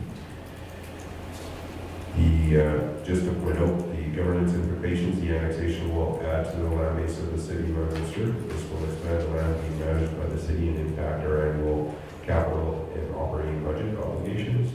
And from a budget fiscal implications, the annexation usually requires payment of compensation for loss of assessment of land and existing development to the municipality whose land is being annexed. This will be in impact city's revenue and its future capital and operating budget obligations, and something that will be negotiated between the 2 parties. I'll pass it back to your worship if you have any questions. Thank you, Executive Manager Stank. Any questions or comments? Councilor Monroe. So just for the public, for clarification, is that this is the application that we're submitting. However, this isn't necessarily the application that will be approved. The MGB could make moderations on what their recommendations would be. Is that correct? Yeah, thank you. So just to provide a little bit further backup, the city had already passed a resolution, I believe, in 2016. I could be corrected on that, with regards to intent of annexation, which include both the county, Alberta and Saskatchewan sides of the municipality. As we move through this process, this annexation is directly related to the Alberta side of the city with regards to the annexation. So an updated notice of intent was required to be submitted to the board. From both municipality perspectives, the city and the county, what is in the annexation proposal is what is being proposed to be annexed. And there is a process where the MGB may direct otherwise, but usually on an uncontested annexation, it's more with regards to the formality than changing that ask going forward. I'll just clarify that this isn't the application, formal application that is yet to come. This is just the notice of intent. Thank you. And I believe, if I can, I think it goes even back to 2014 when the initial motion was made at the council sometime early 2014. And the first application that was submitted to the MGB board was 2014. And this is just an update 5 years later with much more refined and defined pieces to it. And from that perspective, and I think that it's making sure that all parties are aware, which County of Vermilion River is aware that this is being brought forward at this council meeting. And just to bring the MGB board up to a current standing with further information that they'll expect in due course. So it's a process. We want to make sure, again, the transparency is there for both our residents, the county residents, the county and ourselves as councils, and anyone else that's looking from the outside in what's going on. This is where we're at today, and it lays out a course. There's still some work to be done by the committee, which will again result in it coming back to this council for a final approval before the MGB application is submitted, is my current understanding.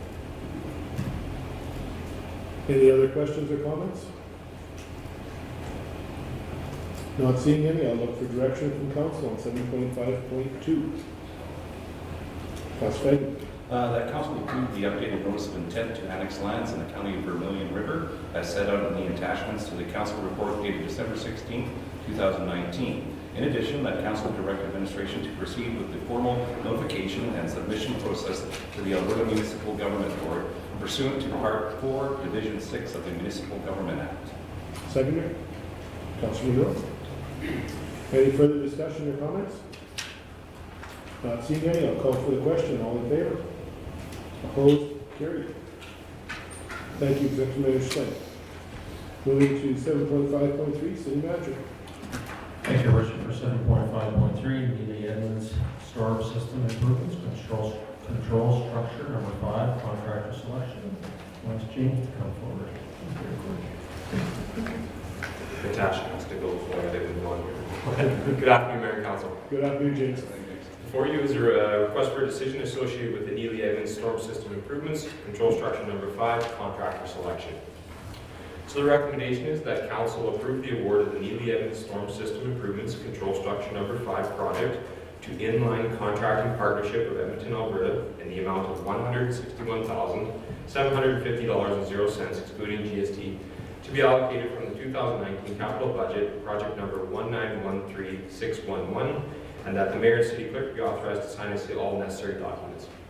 In addition, Council approve a contingency allowance of 15% in the amount of $24,262.50, excluding GST, to be allocated from the 2019 capital budget, project number 1913611. Due to the current condition of the end of life cycle of the control structures, administration must rehabilitate the structures to ensure efficient and effective operations of the Neely Edmonds Stormwater Management System. Control structure number 5 is the final control structure needing rehabilitation. The Neely Edmonds Stormwater Management System includes several drainage channels, road crossings, control structures, there is 5 of them, and various ponds and lakes. The control structures throughout the system were constructed in the early 1980s and require replacement due to their life cycle and current condition. The city issued a bid document to acquire the services of an experienced prime contractor to complete all construction activities for this program on November 15, 2019. The bid document package was issued and posted on the city's bids and tenders website, as well as provided to the city's pre-qualified deep utility infrastructure replacement contractors. The tender period closed on December 6, 2019, and 4 bids were received and reviewed for correctness. Total tender amounts, excluding GST, are summarized in the table below. The submissions were evaluated based upon the total tender amount, as this went out to our pre-qualified contractors. Construction for this project is anticipated to start in January 2020, with the culvert installation and the final earthworks rehabilitation and seeding to be completed by May 30th, 2020. We do have a completion date for the culvert or the control structure, as we want it done before spring runoff or spring melt. Before you are 2 options. That Council approve the award of the Neely Edmonds Storm System Improvements, Control Structure number 5 project to Inline Contracting Partnership. And second, that Council direct administration to gather more information and that information be presented at the next council meeting. Thank you. Thank you, James. It seems like deja vu because I remember 3 years ago we started with control structure number 1 and number 4 failed, and 3, and now we're at 5. So I'm glad to hear that in a period of 3+ years, collecting a levy from every property in this community, we continue to deal with stormwater and replace 40-year-old infrastructures. Yes. Thank you, James, for that. Certainly, I see that the tenders were close, and I guess that's a good sign from the perspective that the bids were relatively very close. So that's good to see. Councilor Buckingham. Thank you, thanks, James. As you can see on the budget financial implications piece of this RFP, we're coming in just about $60,000 under budget. If I read that correctly. That's correct. What happens to the $60,000 under budget? So thank you for that question. We do have other commitments within the Neely Edmonds system. In order to take over the system from Ducks Unlimited into the city control, we did have to execute, I'm dropping the words, but basically an agreement with each landowner along the Neely Edmonds system to complete yearly checks. We need to complete road crossings, cattle crossings, things of that nature, which allowed us to maintain and operate the system. So these funds will go towards tackling some of those issues that we have signed off on as administration. Good. So I expect we can see something coming to council for those funds being reallocated, or are they just moved? We will be carrying those forward, and then depending on the procurement process and what we need to accomplish, it will either come back to council or administration.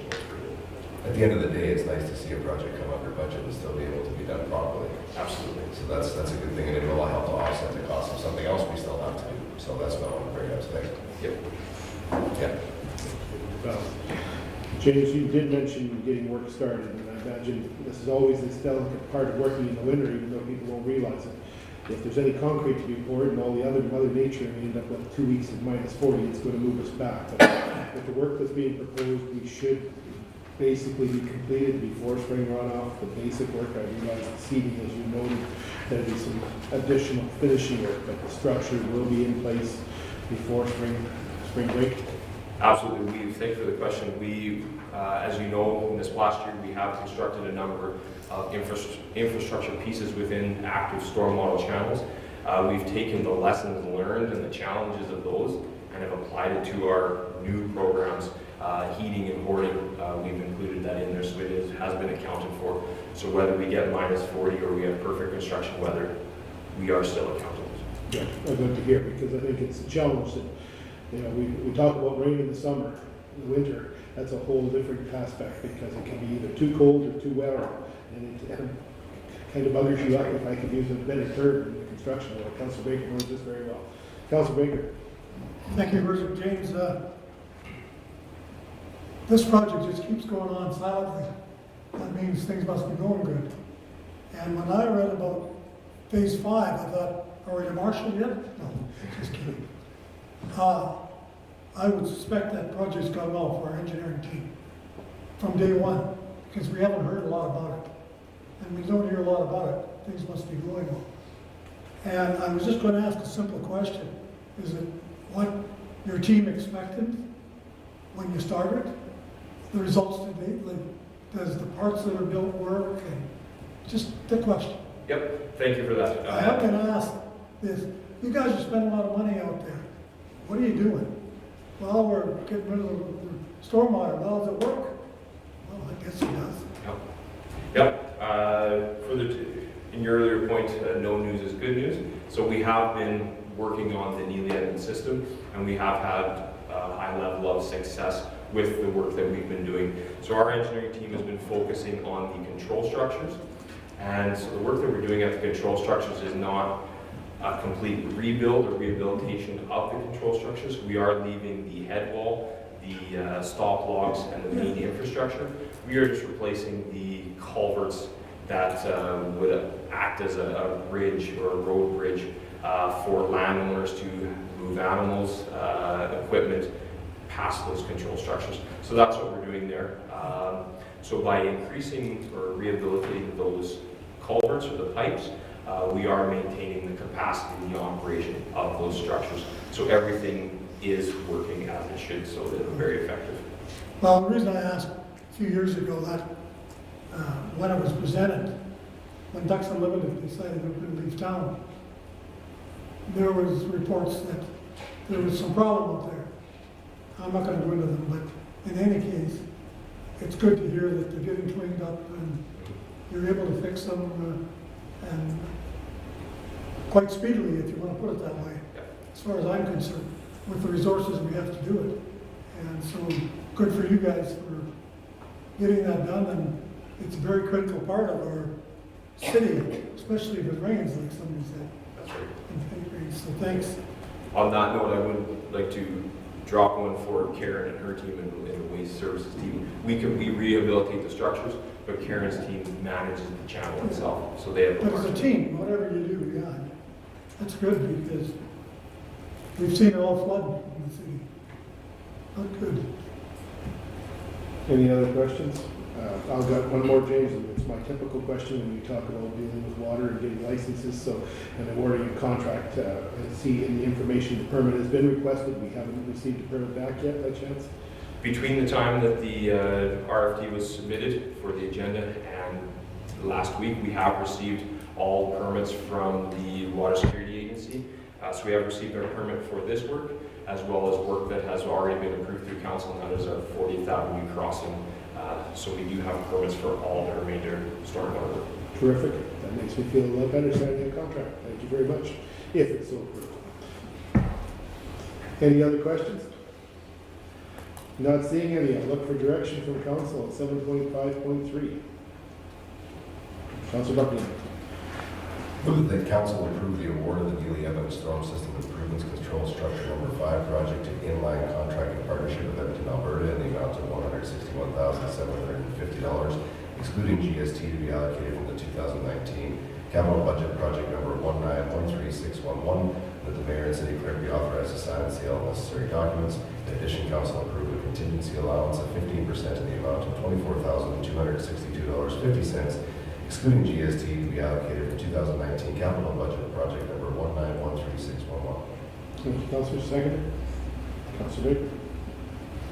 Any further discussion before I call for the question? All in favor? Opposed? Carried. Thank you, James. Moving on to 7.5.4, City Manager. Thank you, Worship. For 7.5.4, curbside collection services contract award, I'll ask Karen Delores to come forward. Good afternoon, Your Worship and Council. Good afternoon, Karen.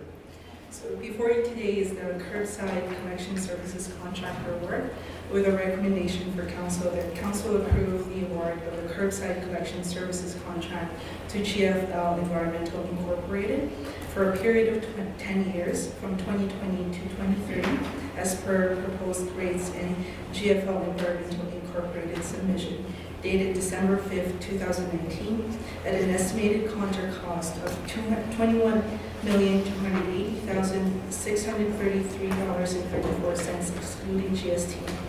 In addition, that the mayor and city clerk be authorized to sign and seal the necessary documents. So the current waste services agreement expires on March 31st of 2020. The city released a request for proposal for a 10-year curbside collection services contract on November 14th, 2019, which closed on December 5th of 2019. The 10-year term is intended to ensure that the city receives a competitive and cost-effective offer. You received 2 proposals from GFL Environmental Incorporated and Quick Pick Waste Disposal. GFL Environmental Incorporated received the highest score. Administration recommends that the agreement be awarded to GFL Environmental Incorporated. As for budget and financial implications, the operating budget put forward by administration during the 2020 budget process included a provision for an anticipated rate increase and will not require the requested increases by awarding the contract to GFL Environmental Incorporated. Lower 2020 curbside collection costs and estimated processing costs for organics and recyclables may result in surplus in 2020. Therefore, adjustments will be recommended prior to the approval of the 2020 budget. As for the environmental implications, both proposals reflected the current condition of the recycling market. Both indicated a significant increase in terms of processing costs for recycling, which is mainly driven by the new quality requirements for recycled products and the diminishing market for certain types of plastics. GFL's proposal will limit the amount of materials acceptable for curbside recycling to rigid plastics number 1 and number 2, mixed paper and paperboard, deposit items, and tin. Non-rigid plastics number 3, 4, 5, 6, and 7 will no longer be accepted in the new contract. It is estimated that an additional 20 tons of plastic per year will have to be landfilled at the cost of $1,500 annually. Public education and engagement will be initiated in February of 2020 to communicate changes to the program. Thank you, Karen. Questions? Councilor Murdoch. I guess this doesn't really change the award or not, but for the estimated increased cost of $1,500 annually for the increase in the plastic, the 20 tons of additional. Is that ours at the landfill that it's going to be costing us that much more money for compacting and for space and that equivalent, or is it $1,500 that they worked into their quote, I guess, that they're going to be picking up that much more garbage? So since we will no longer be receiving plastics 3 to 7 in the curbside program, we will have to landfill that. So the $1,500 a year is our cost to landfill that material. So that is the cost of the airspace that the additional 20 tons of recyclables will consume.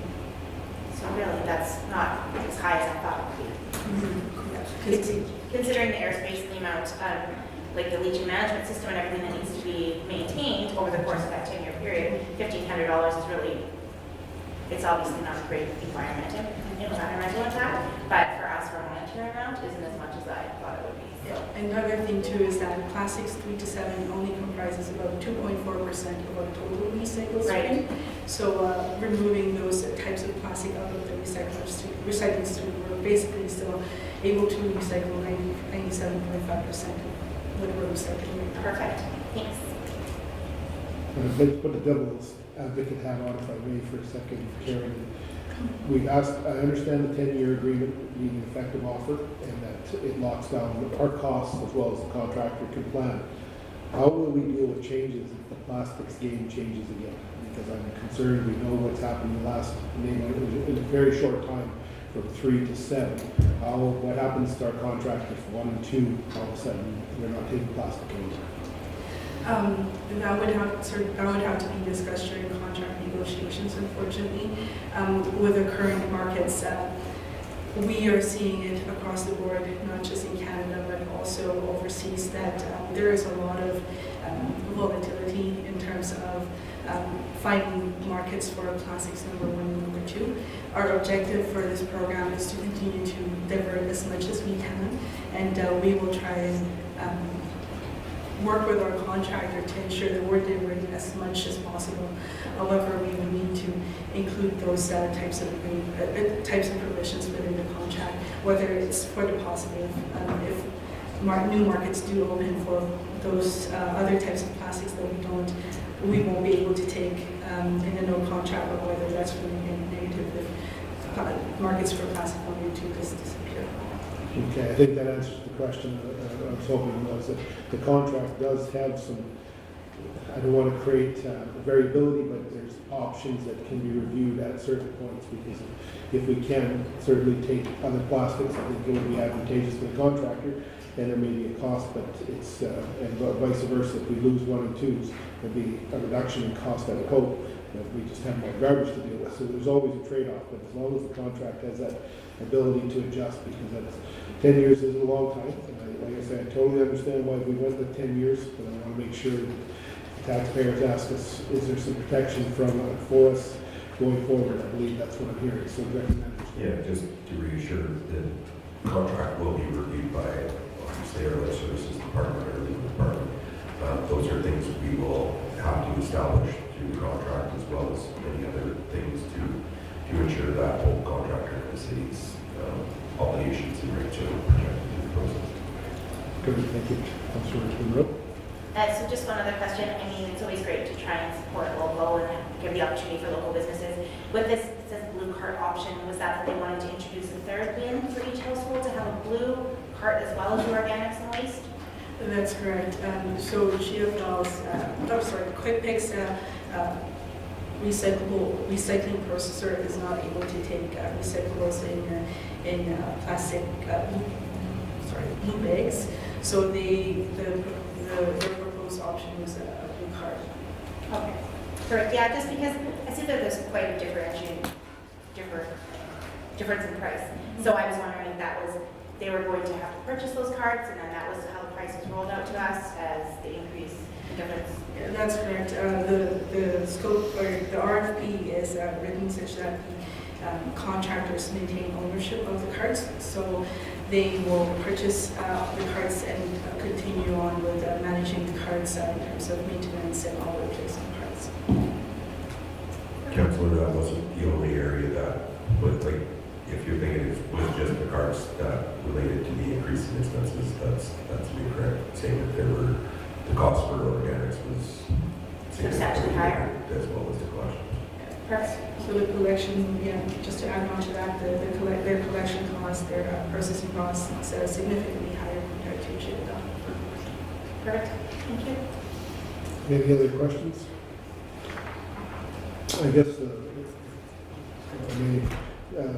this is going to take a lot, I guess, an effort as you, on your environmental impacts. We're going to need a coordinated effort between communications in the city, the waste side, and just engaging the community, because I think people have a habit, and if it's recyclable, it goes in the blue bag. I think that's going to be a real requirement, and I look forward to seeing communications come from the city's teams as they pull together to try and make this very clear and concise. And we'll look to our media friends to help us with that, carry that message forward, because it is going to be a drastic change, because I think we are very, we tend to be into a habit, and the habit is everything goes in the blue bin, or blue bag, that people think can recycle, and we're going to have to do a lot of re-education. So we look forward to that process. Any other questions? Councilor Baker? Worship, maybe I missed it. What do we pay a can now? Like if you pick up 3 cans, if everybody had their cans out or garbage pails out or cans, garbage cans, what do we pay now per pickup? If it was everyone set their garbage cans out, we pay $5 a day or $6 a day or $8 a day? Does anybody know? So right now we're paying $16 a month for the collection. How much? 16. No, but that's everything included, right? I see what you, I think what Council's trying to do is, what does our garbage cost? I'm just talking garbage. Just garbage. What does we have a number of, out of the $16, how much is actually garbage? I don't have that with me right now. Oh, no, I just want to know how many pickups you do a year if they're recorded. Oh, the actual number of pickups. Well, here's in front of my house, you pick it up and you dump it. Well, I got 3 of them, not 3 of them, 2 of them, sorry. Plastic bag doesn't, it sits out there too, I guess.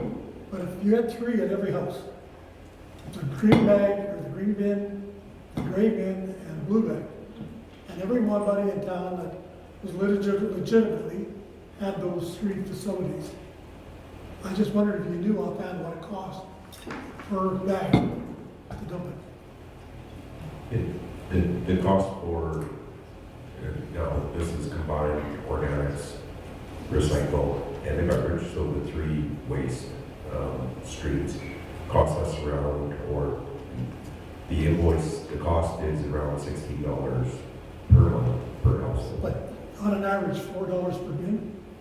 That'll be actually about five, if you split it evenly. it would So I was be- just trying to do some math. Yeah, maybe 5.50, just under, or 5.25, 5.35. I'm just trying to work it back against. There are different costs based on where the materials going, so the garbage side. It's not that important, it was just I was trying to check it back against the numbers you had in here. The question I had, it's more of a long-term thing. Well, you have a 10-year contract, and there's definitely quite a difference in the price. I was wondering about if you sign a contract for 10 years and things go off the rails. I'm sure you have opt-out clauses and, like, say the contractor didn't perform, and where would that leave us? Because 10 years is a long time. It's a short time in the life of the city, but it's a long time. Sure. And I never seen us go to contracts that long before for just about anything that I know of. Just wondered if that was the right length of time. Obviously, from a price perspective, it worked for you. But we gotta know if things go off the rails, how we get out of it. And the word isn't stuck. That's the contractor for 10 years. If he does good, bad, or ugly, hopefully he'll do good, or they will do good. But where do we stand to get out of it? 10 years is a long time. I can answer that, Councillor. We ensure that we have termination clauses embedded in our contracts for non-performance, or if there's any. Do you have a issues. bond? No, they wouldn't have a bond, but there would be a termination clause so if there was a non-performance issue that at that, there would be an arbitration process likely, and then if that was unable to be resolved at arbitration, then likely we would terminate the agreement. Then we would be back through the process of tendering that back out. I'm sure you have it all covered, but I'd like to know, like, we're the ones that are gonna put our hands up. And we wanna make sure that, I wanna make sure that you're happy with We discussed it in great detail with regards to the tender contract, because it is kind of out of our norm of what we're rolling into from standard on 5-year agreements typically. We do think there's value in going to 10-year, and we'll ensure that our contract is written accordingly to give the city protection if there is compliance with the requirements set out through the RFP process. We would go back to RFP if that contract agreement got terminated, which, you know, our relationship with GFL is relatively good, and I don't anticipate there being any issues long term. It gives us some stability in our rates and knowing what our rates are over the next 10 years, and we can plan accordingly. For my information, excuse me, because I believe that we weren't here when it was set, the last contract is actually 7 years. It's being, that you're being proposed in 10 years. So it's, So we're anticipating a 30% increase in 10 years? Give or take? We had all the I don't in think the inmate report, we pulled it because we thought they were proprietary information. Make sure you have your pension. Yeah, there are increases across the 10 years. Obviously, they're anticipating some market conditions as well, so there are increases. I don't have the percentage per year of each individual stream, because the RFP was broken into the 3 streams: recyclables, organics, and curbside, garbage collection. So there are different increases on those 3 streams within the proposal provided by the proponents. My last question is, how many green and gray cans is each resident allowed? You are allowed, as per bylaw, 1 green bin, 90-liter green bin. You are allowed 1 90-liter gray bin, and you are unlimited blue bags. One, that's it. yeah, one as many bags as you can put out, or boxes. And each of those bins are serial numbered and tied to a specific resident. If you have more than 1 bin in front of your house, then obviously there's I've been asked that where that question. bin came from. Because there are people with 2 bins Yeah, of each color. We've been dealing with some of those internally. Okay. Any other questions? Councilor Buckingham. Thank you, Worship. So within the contract, the city is 1/3 bigger over the next 10 years. So there's 1/3 more bins, or 1/3 smaller, which it probably won't be. What's in the contract around expansion is where I'm more concerned. Right? We've got we have a whole new big residential area, go up and things are moving great guns. That's included in this? The rate is based off of dollars per household. So that's one piece of it, the rate, and then the other piece is the tonnage for organics and recycling. So that would cover off any growth within the city. So the numbers are our best guess for the next 10 years. They're close. We So did, anticipate. and we did some projections based on growth and based on the tonnage increase. So that the numbers that we have here is based on that projection. Thank you. Any further questions? Not seeing any, I'll look for direction from council on 7.5.4. Councilor Buckingham. Move the council approve the award of the curbside collection services contract to GFL Environmental Inc. for a period of 10 years, 2020 to 2030, as per proposed rates in GFL Environmental Inc. submission dated December 5th, 2019, an estimated contract cost of $21,280,663.34, excluding GST. In addition, the mayor and city clerk be authorized to sign and seal all necessary documents. Second, Councilor Rowe. Any further discussion before I call for the question? Not seeing any, all in favor? Opposed, carried. Thank you very much, Mayor. Moving on to 7.7 bylaws. 7.7.1, consider action. Thank you, Your Worship. For 7.7.1, bylaw 28-2019, land use bylaw 5-2016 text amendments to include cannabis-infused products. I'll ask Natasha Patel to come forward.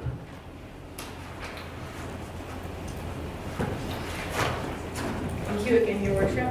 Welcome back, Natasha.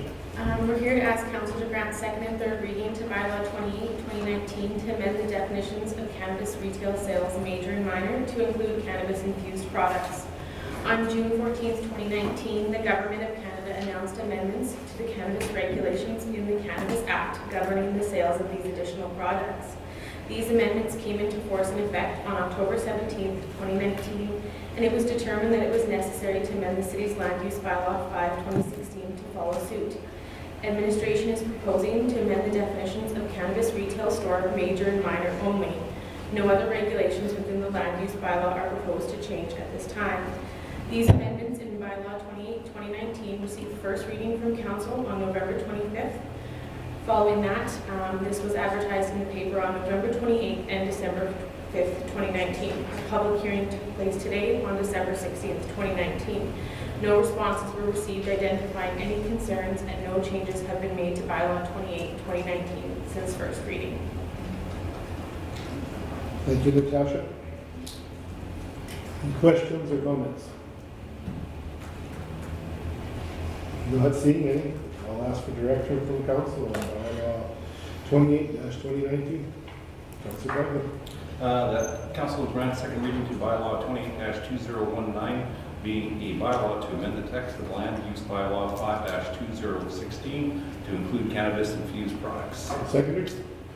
Councilor Becker now. Any further discussion? Not seeing any, I'll call for the question. All in favor? Opposed? Carried. I'll look for direction. Councilor Becker. That council will grant third and final reading of bylaw 28-2019, being a bylaw to amend the text of land use bylaws 5-2016 to include cannabis-infused products. Seconded. Councilor Baker. Is there any further questions or comments before I call for the question? Not seeing any. All in favor? Can I ask just a question before we do that? Thanks, Your Worship. Saskatchewan made that legal today, correct? I'm not 100% sure on that. I've been sitting in here, Councilor, I haven't had a chance to read the news. Yeah, I just saw something on the weekend say that it was effective Monday in Saskatchewan, but I wasn't sure if that was 100% true. So that doesn't matter. My question is, now that if this bylaw readings pass, in Lloydminster it's legal as of today? Or is it tomorrow, or how quickly does the bylaw actually go? Yep, good to go. I believe there's a 14-day, excuse me, I believe there's a 14-day period, is there not? I might be wrong. I'm just, once the bylaw's passed, as long as it's legal in the province, it is. This provides us the guidance to placement of stores and those type of things underneath the original bylaw. It just adds them to the cannabis-infused products to the cannabis store sales. Yeah.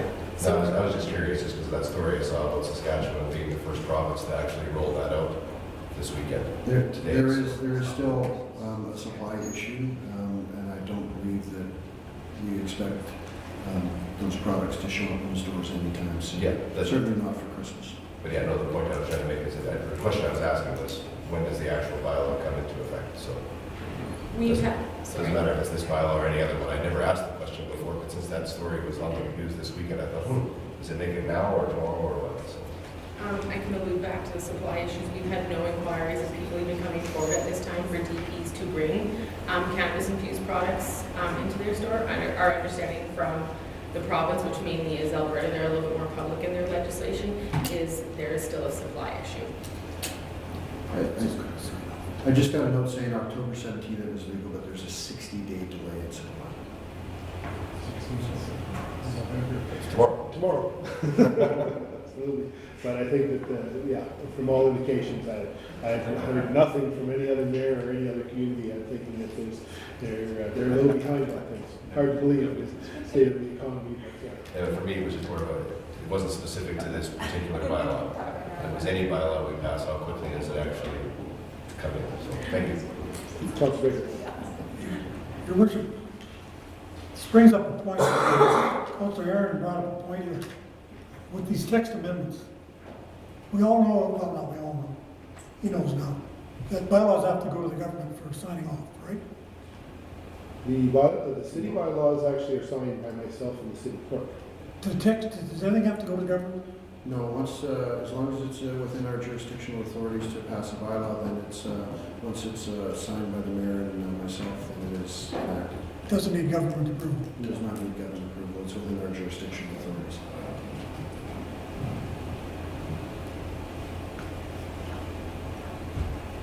Okay, leads me to the next question.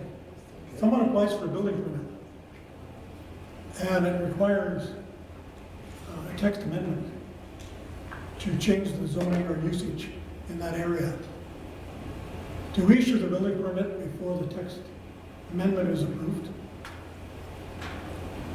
I can ask that one. We cannot accept for review or approval a building or development permit until the text amendment is finalized.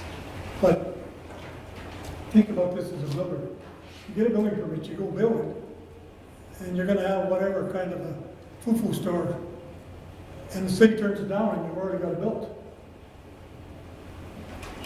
Should we not have a condition on our building permits that say subject to land approval? Well, that's actually what I understood Natasha to say, Councillor, is you won't get a building permit if...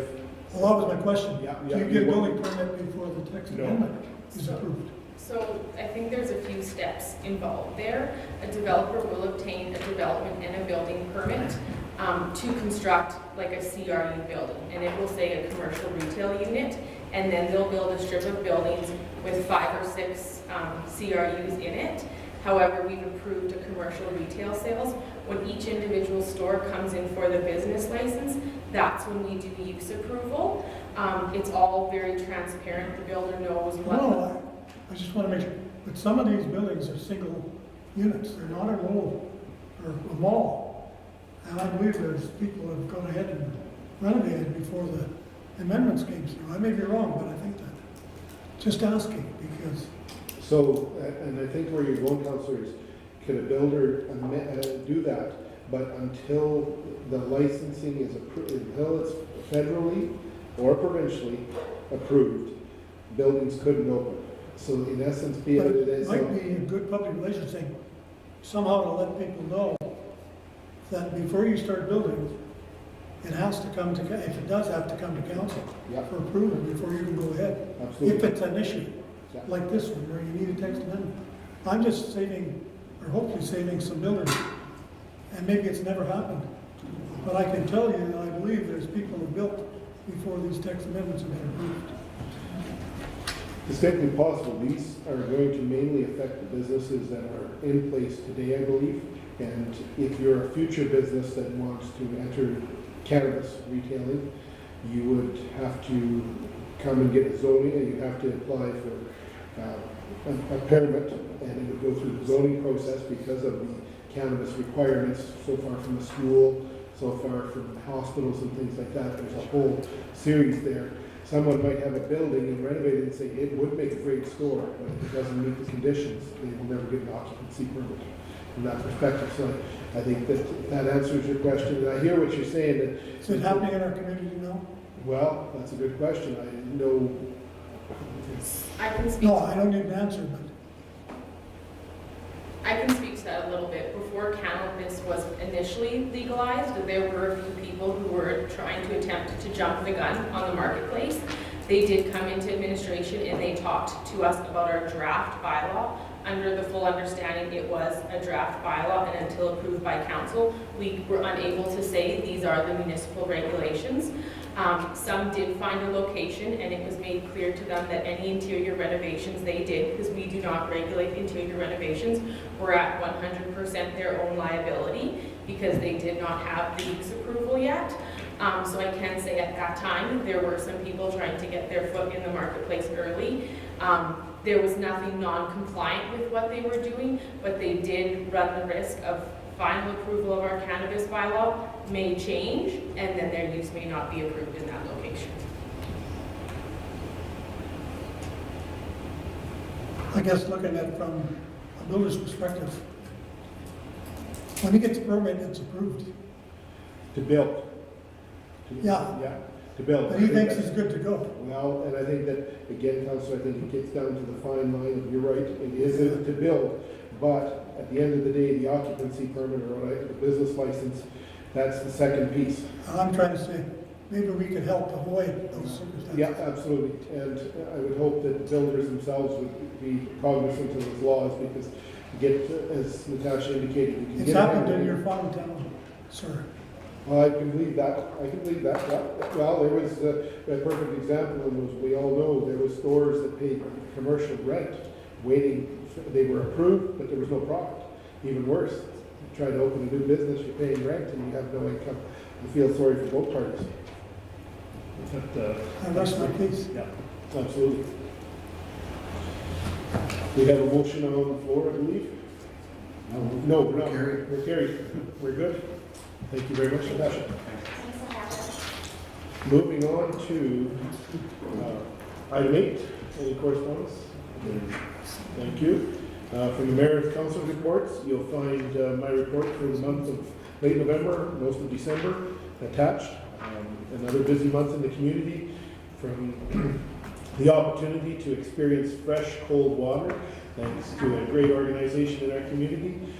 Had the opportunity to take a plunge after, I guess it was a dare, or somebody offered up some money, which was great to see so many people out for that. Here Comes Santa Claus Day was well attended.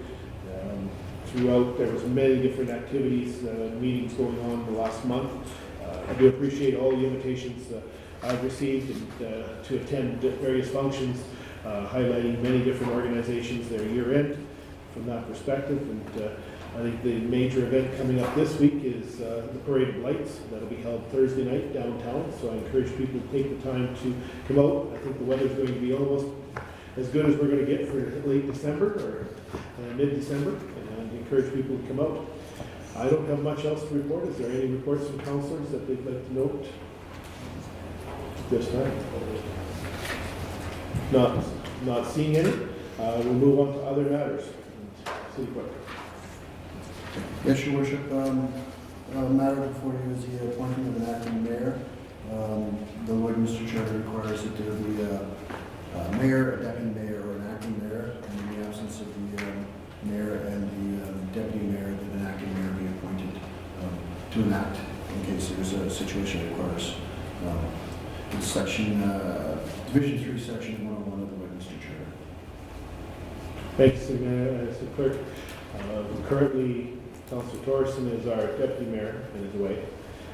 I don't see a problem, but if I am away or exposed and I'm not able to perform my duties, and Councilor Diachuk is on as the deputy mayor for January 1st until the end of February, he's going to be returning in early January, but there will be a potential for a gap. So I would ask, I've spoken to Councilor Buckingham, and he had indicated he would be prepared to accept a position if he was not, the motion or resolution was passed of this council to be the acting mayor should I'm not being here, or like I say, the deputy mayors that are assigned by the program are unavailable. So I look to council for direction on that matter, and I'm sure the city clerk can help us with the wording of the motion or resolution that's required. I just need the dates. So dates. So basically, I'm going to say from today, from that perspective, since Councilor Torson is unable to perform the duties, till, I want to say, Wendy, if you can help me, January 15th? When will it be available? When will I be unavailable? I'll be unavailable January, well, technically after January 4th. Until I'm so.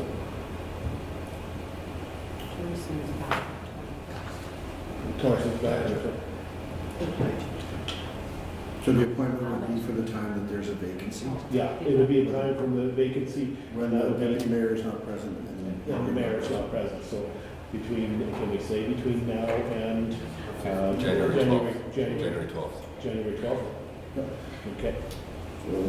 So that council appoint Councilor Buckingham as the acting mayor from December 16th, 2019 until January 12th, 2020. Councilor, do you want to make a motion, or are you? Yeah, I didn't realize it was that long, so, but no, just kidding. So, Secondary, Councilor Fagin, seconds that motion.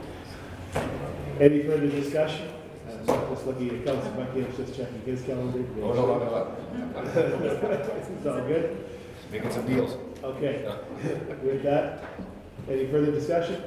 Not seeing any, all in favor? Opposed, carried. A look to inquiries from the media. Thank you, Your Worship. Today we have a formal interview request for yourself, Mayor Albers, and Councillor Buckingham, and our friend at Primetime Local News would like it if each of the mayor and council were present, we could humor him in a holiday greetings for a future broadcast. Thank you very much. We'll look to council for motion to adjournment. Actually, we're going to have it in camera? No. I'll deal with that. no. Motion to adjourn. Councilor Monroe,